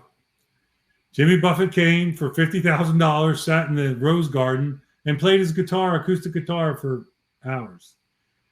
And so the day before, we got a bulletin, and then that morning, letting us know that one of the guests, you get a list of all the guests, and then if there's anything sticks out about him, for instance, you know, so-and-so is coming from Arkansas, he's Bill Clinton's high school friend, he was arrested for cocaine trafficking or whatever before Bill Clinton pardoned him. But anyway, so you know, you just, so this is the guy with the party favors. Got it. Right. You need to know they're there. And so Epstein was one of them. And this is what the memo said. Basically, it said something like this. We have been informed by U.S. intelligence that Jeffrey Epstein could be employed by other intelligence agencies outside the CONUS. outside the continent. So they knew back in the 90s that there was something not right about this guy. Yeah, they suspected that he was, at the time, I believe they suspected that he was working for the Israelis or something, which, is not a crime, but you need to know. Because the technicians that come and do the surveillance, the sweeps at night, want to know if any of these people went somewhere out of the ordinary. Did you see, hey, here's, you call the TSD desk and go, hey, when they were in the Oval Office, Jeffrey Epstein shoved his hand down the back of the cushion on the couch. Okay, thanks, Gary. That's it. So I didn't see that. And damn well he's not looking for loose change. Yeah, so you get the persons of interest. Yeah, the persons of interest, and then they just tell you to watch. Well, I remember 2 times where we got those memos that Epstein was coming for a function, and that, again, we believed he might work for outside intelligence. So, anyway.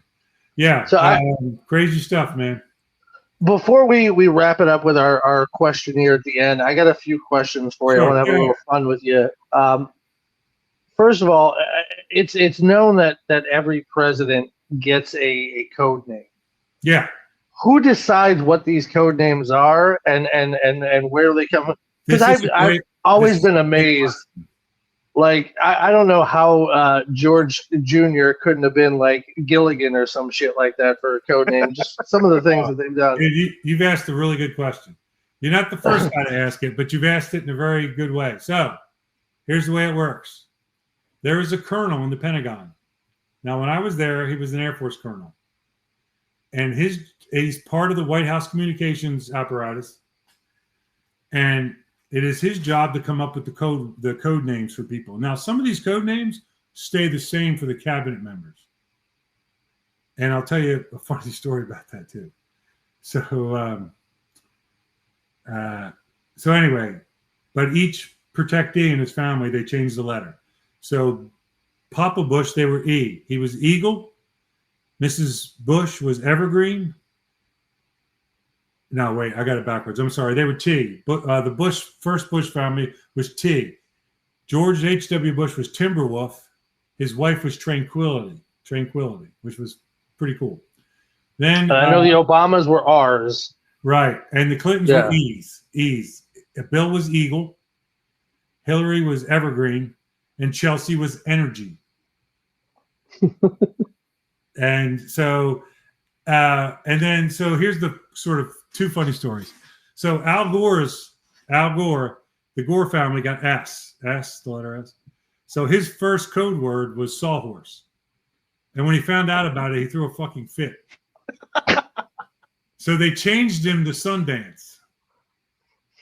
So I mean, it's better, but I mean, it's a matter of opinion. Cassidy, Sundance Kid. Come on, that's not a bad. Well, do you remember in the beginning, he tried to tell everybody that either him or his wife were roommates with the actor Tommy Lee Jones.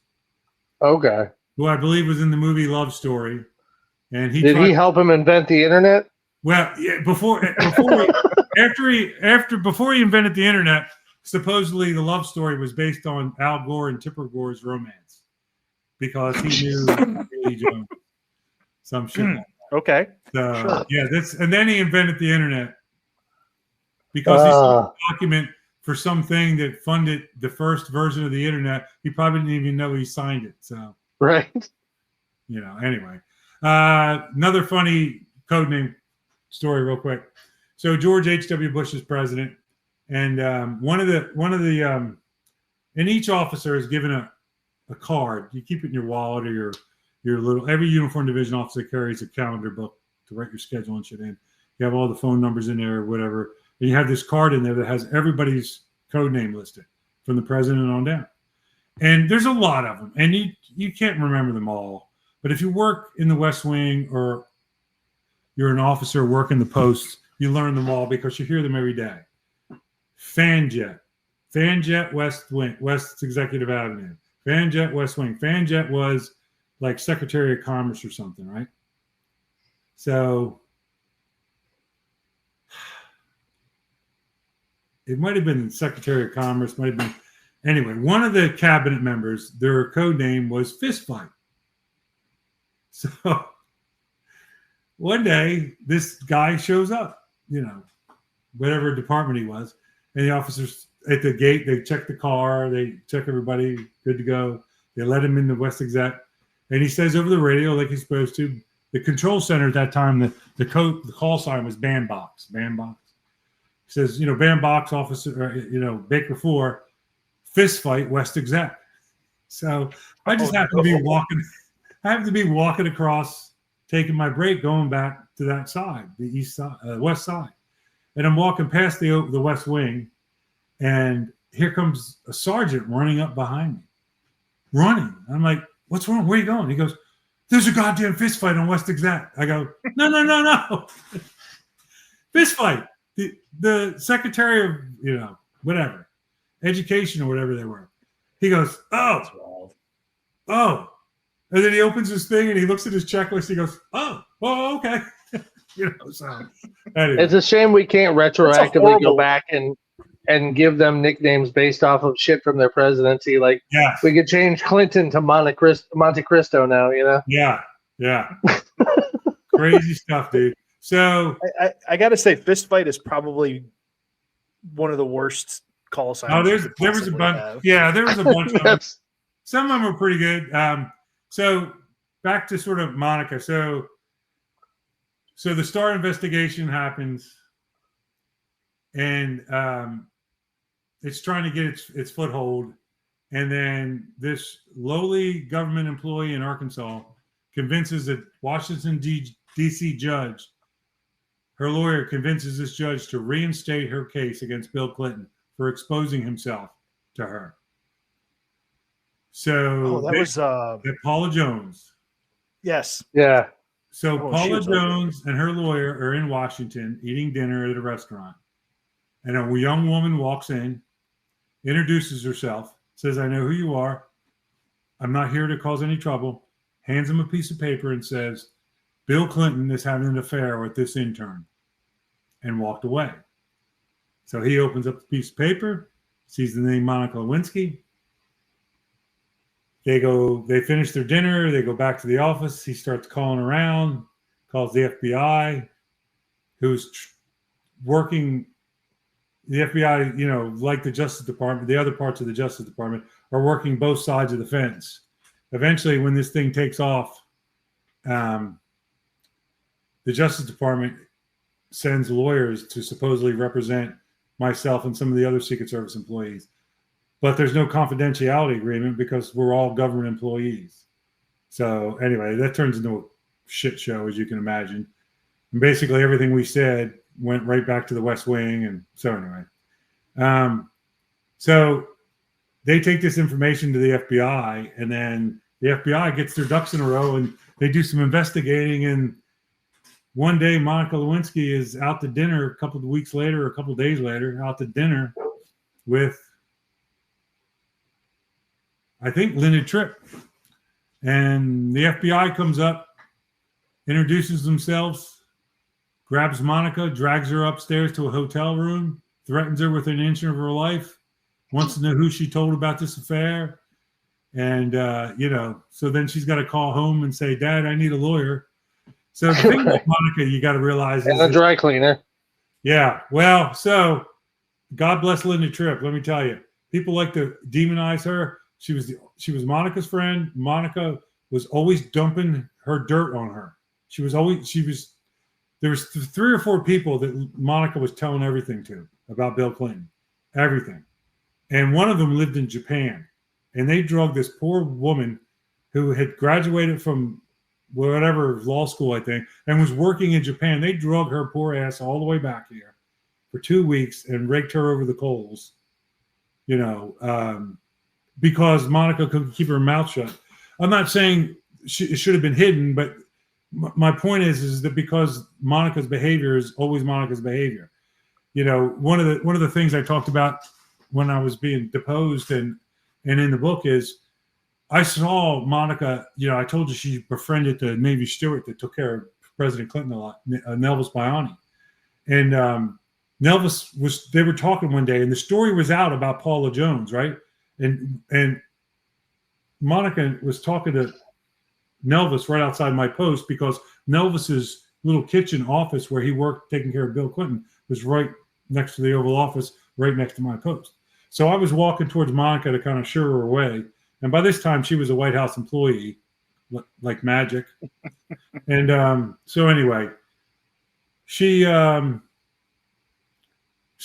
that Nelva says to her, Monica, you better be careful. You're going to end up like Paula Jones. And she says, well, I'm much smarter than her. I'm like, and then like 3 years later, when this, because I had thought this all went away. So to kind of wrap this up, I threw Monica out of the West Wing 3 times. I told you about the first one. And then there was another one. Well, then there was, so I talked about Evelyn Lieberman. I'll tell you this real quick. So there's an incident. There's an incident that happens to me that nobody ever finds out about. And I never testify about it because they don't ask me about what happened to me. They asked me about the story that was very similar that happened to a coworker. And after it happened to him, he came to me and was ripping me apart because before he worked that post, it was my old post, he had never worked it before, and he asked me about working it. And I told him about it. But I didn't leave, I left out the part that, that Monica Lewinsky might be in there, doing whatever. So that Sunday, he's covering the post. Taking dictation. Yeah. So. And enjoying a cigar. Yeah. And what I'm about to tell you, like parts of this has happened many times. And this is, it's not unusual for the president to be working there and the staff doesn't come in.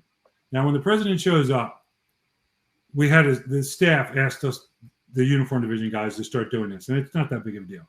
If the president shows up on his own or whatever, just shows up, we picked up the phone and we called the Navy steward. If we couldn't get the steward, we would call Betty Curry's office or home. Pick up the phone, White House operator. Hey, it's Officer Byrne at E6. Connect me to Betty Curry or Nancy Hernride. And one of them would pick up the phone. I'd say, Nancy, it's Gary. President's in office. Okay, I'm not coming in. Somebody else, whatever. So anyway, Sunday, this guy John's working the post, and the phone rings, and it's the White House operator. And this is a big deal. You got it's the White House operator. She says, I'm White House operator 24. The president has an urgent phone call, not an emergency phone call, but urgent, right? And they'll tell you the president has a phone call. The president has an urgent phone call. This is an emergency. And you react, differently. And so she said it was urgent. So I told John the procedure. Put the phone on hold, set it down, rap on the door twice, open it up. Mr. President, pick up the phone, White House operator, urgent call. She's operator 24. She's already on the phone, but, that's the way it works. So he goes into the Oval Office. He's not there. So I told him when he's not there, the secretary's not there, you turn right. You rap on that door, open it up, rap on the door next to it. It's the bathroom. If he's not in there, go back to the study. He goes back to the study, raps on the door, doesn't hear anything, opens up the door. And according to what John said at the time, there was Monica face down in Bill Clinton's lap. Now, what nobody else knew was that's not the first time that it happened. It happened, first time it happened to John. Now, when this all fell apart, at no point did anybody ever ask me if it happened to me. They just heard about John's story because John was furious and he was embarrassed and he thought he was going to get fucking jammed up. And so anyway, I told him don't say anything about it to anybody else. But of course, he's yelling about it in the break room and the story got out. And so then 3 years later, when this Paula Jones comes to town and it all falls apart. So they start asking questions and then at some point, the Starr investigation discovers that there's 2 congressionally mandated logbooks that is kept of everybody that comes into the White House that's not on a schedule or is going into the private living quarters.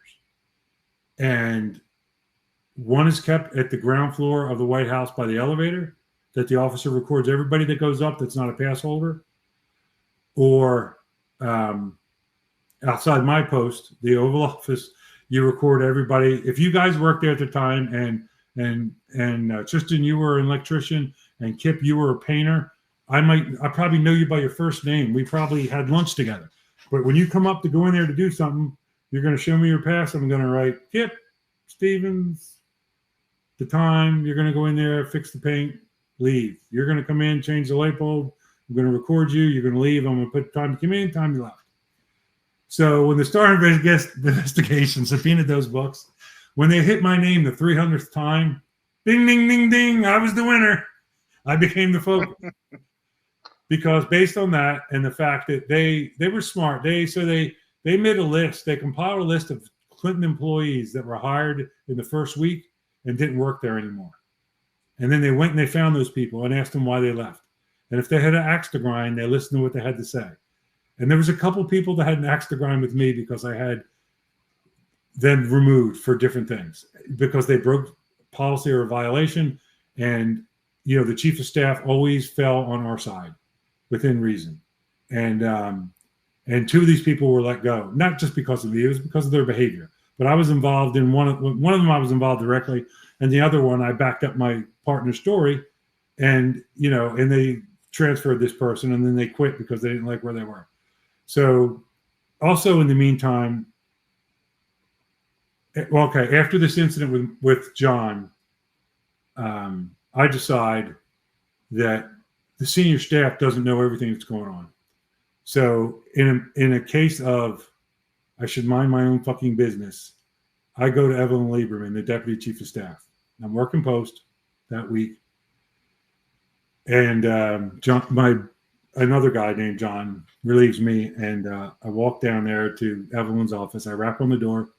Her assistant looks up. Hey, Gary, how you doing? I know them all. We're all buddies. And, they bring me brownies and cakes. And so anyway, I say, hey, can I get 5 minutes with Evelyn? I know she's busy. Please don't ask me why. I probably shouldn't be doing this. She's like, Gary, you don't have to explain nothing to me. Come back in 10 minutes. She's on the phone. So I come back. I go on my break, go to the bathroom, whatever. I come back. She says, go right in. I walk in, I close the door. Evelyn's sitting there. She goes, Mr. Byrne, how can I help you today? I said, I'm going to tell you a story. I'm going to ask you to do something. And really what you should do right now is pick up the phone and call the director and have me removed because I'm way in over my pay grade. And she goes, what is it? And I said, do you know the intern, Monica Lewinsky? And she goes, yes. I go, you should remove her from the West Wing. You should remove her. She used to be an intern. I don't know what she does now. You should have her transferred. She should not be here. Don't make me explain it to you. I can't. And she said, does this have something to do with something that happened over the weekend? And I said, I've said too much. You should have me fired or have me transferred. And they can't really have you fired. But anyway, so she said, thank you for your time. I appreciate it. I said, okay. And I left. So that night I'm at home, my phone rings, and it's another officer who's sort of let Lewinsky befriend her. And she says, I just talked to Monica. She's crying. She said, you got her fired. I said, I didn't get her fired. I said, her own behavior got her fired. And she goes, does this have something to do? What happened with Musket? I said, I don't know. You have to ask John. And I hung up the phone, so it didn't occur to me for a very long time, almost towards the end, that they never asked me that, they knew John's story because it had gotten around, but they never asked about anybody else. No, that's not true. They asked about everybody, but they never asked me because I had one of the lawyers, the actual Secret Service lawyer, actually made notes of every question they asked me, everything. And I also had a lawyer that nobody knew about. I had a friend of mine who worked for, at one time, he was our inspector's chief of staff. And then he was also our inspector's legal counsel. He was a senator from Pennsylvania. Mark Halburn. Mark's first job out of Emory Law School was he was an attorney for the CIA. So after the story broke and my name, I called Mark and, our names were all around. And I called Mark and I said, I need to see you. And he's laughing his ass off. He goes, you're going to die in a one-car Arkansas suicide. You're screwed. So anyway, his firm represented me pro bono. And we never told anybody. I had no legal obligation to tell anybody. The only caveat was that if someday that the government reimbursed us for our legal fees, that I would submit on their behalf. And I said, absolutely. And so they brought their constitutional expert up. And every day when I was done giving deposition or testimony to either the DOD lawyers that were supposedly helping us or the Star count investigation, I would go to Mark's office and tell them everything. And so it was a very bizarre 6 months. So anyway, forgive me for how blunt or crass this might sound, but it's amazing with all the documentaries and books and coverage and everything. You know, there'll probably be a movie about it someday. There was. It's amazing how much money could be made just because one young girl wanted to blow a man that was powerful. Yeah. Hey, can I interrupt for a second? Can I take a break for a second? No, I just want to tell you one more thing because it's pretty funny today. We have friends that are big supporters of ours and everything, and we talk about the podcast and what's coming up and this and that. And I haven't even told Kip this one, so this one will be funny to him. Talking about it today with some friends of mine and telling them what we have coming up today. And in the middle of our conversation, maybe about 5 minutes later, all of a sudden we hear a little robotic voice say, "This conversation is now being recorded." It was real quiet too. We were like, "The hell?"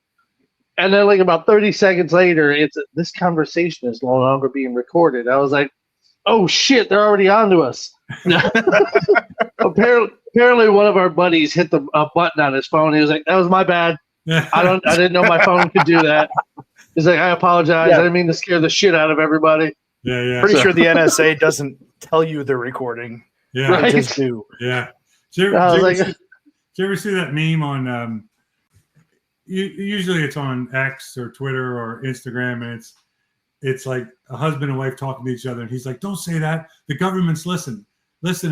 And then she's like, "No, they're not." And then you hear the then they show you the TV screen, and there's a scroll comes across the TV screen. "We're not listening. We're not eavesdropping. We're listening." Yeah. The NSA. Like everybody has their own personal FBI agent assigned to them. So. Yeah. That's my phone. Oh, I was like, they're listening. Tornado alert. All right, Mr. Byrne, where can people find you online, or where can they find your books? I have a YouTube channel, Gary James Byrne, and my Twitter is Gary Byrne X or whatever, and then Facebook, Instagram. I think Instagram I'm Gary James Byrne, and then my website that has videos on it, and so does my YouTube channel. Is official Gary J. Byrne, and that'll bring you to the website. But my YouTube channel has most of the videos on it and stuff. So, and when I say most of the videos, I did some videos on shooting and tactics when I first wrote the first book, and some of them are kind of done tongue in cheek, but they're stuff that they're for somebody who's just learning the skills. They're good for them, and then. There's a lot of videos on there. Everything I ever did for the books, like recordings like this and stuff, they're all posted on there. And, all my Fox News interviews or whoever and radio shows, they're all on there. So, that both the books, Crisis of Character and Secrets of the Secret Service, they're still available on Amazon and resellers. And you can get them pretty inexpensive used. So, although I did go to a used bookstore in Nashville recently, it's like one of the biggest used bookstores I've ever seen, and there was not one copy of my book in there. Yeah, that just means people kept them. Right. That's what I said. I said, this is good. I wrote a book 2 years ago, and that's actually one of my dreams. Like, I want to walk into like a Goodwill or a used bookstore someday and be like, "Oh shit, there it is." So so my first book was Magic. There was a lot of good people, did a lot of good work for us, and it worked very well. And I was signing books like you wouldn't believe. It was so exciting. It was so fun. And I actually got to go a couple of times into a bookstore, find my own book, find the manager and say, "Hey, can I sign some of these for you?" "Oh, sure, that'd be great. Sign 10 of them. So it was a nice boost to the old ego, And it was a lot of fun. Yeah. So. Well, this has been a lot of fun, and we really appreciate you coming on. It was we learned a lot of stuff that most people wouldn't know, to be honest. Yep. Enlightening. to say the least, enlightening. All right, well, go ahead. Yeah, so the way we usually close out our interviews, we steal from the best, because if you can't do something original, steal from the best. Yeah, sure. We do a questionnaire that was created by Bernard Pivot, perfected by James Lipton on In the Actor Studio. Or Inside the Actor Studio. Yeah, I like that. And it's kind of a rapid fire, not really rapid fire. If you want to explain it, feel free to explain, but it's several questions. They just kind of get an idea of who you are as a person. Sure. Okay. So what is your favorite word? My favorite word? Yep. Freedom. What is your least favorite word? No. What sound or noise do you love? The sound of waves on the ocean or the river. What sound or noise do you hate? Anything that sounds like an alarm. Like that buzzer that just went off. Yeah. What profession other than your own would you like to attempt? I think I would have liked to have been a woodworker, carpenter. What profession other than your own would you not like to attempt? Anything that confines you in an office. Creatively, what turns you on? Visual, like movement, sports cars, Ferraris, nature, aggressive, positive movement, like a gymnast, an athlete, that kind of stuff is cool. Okay. Yeah. Creatively, what turns you off? Negative things, dark things, like artwork that you have to explain. When you say creative, I think of artwork. If you have to explain art to me, then I'm probably not gonna, Okay. And this is Tristan's favorite question. What is your favorite curse word? Oh, fuck. Absolutely. I'm worse. This one's my. I was in the Air Force. Usually, it's the Marine Corps that's the experts with the F-bomb. I'm almost right up there. Yeah. Okay. And this one's my favorite question. If heaven exists, what would you like to hear God say when you arrive at the pearly gates? Welcome. Glad you made it, or welcome. Yeah.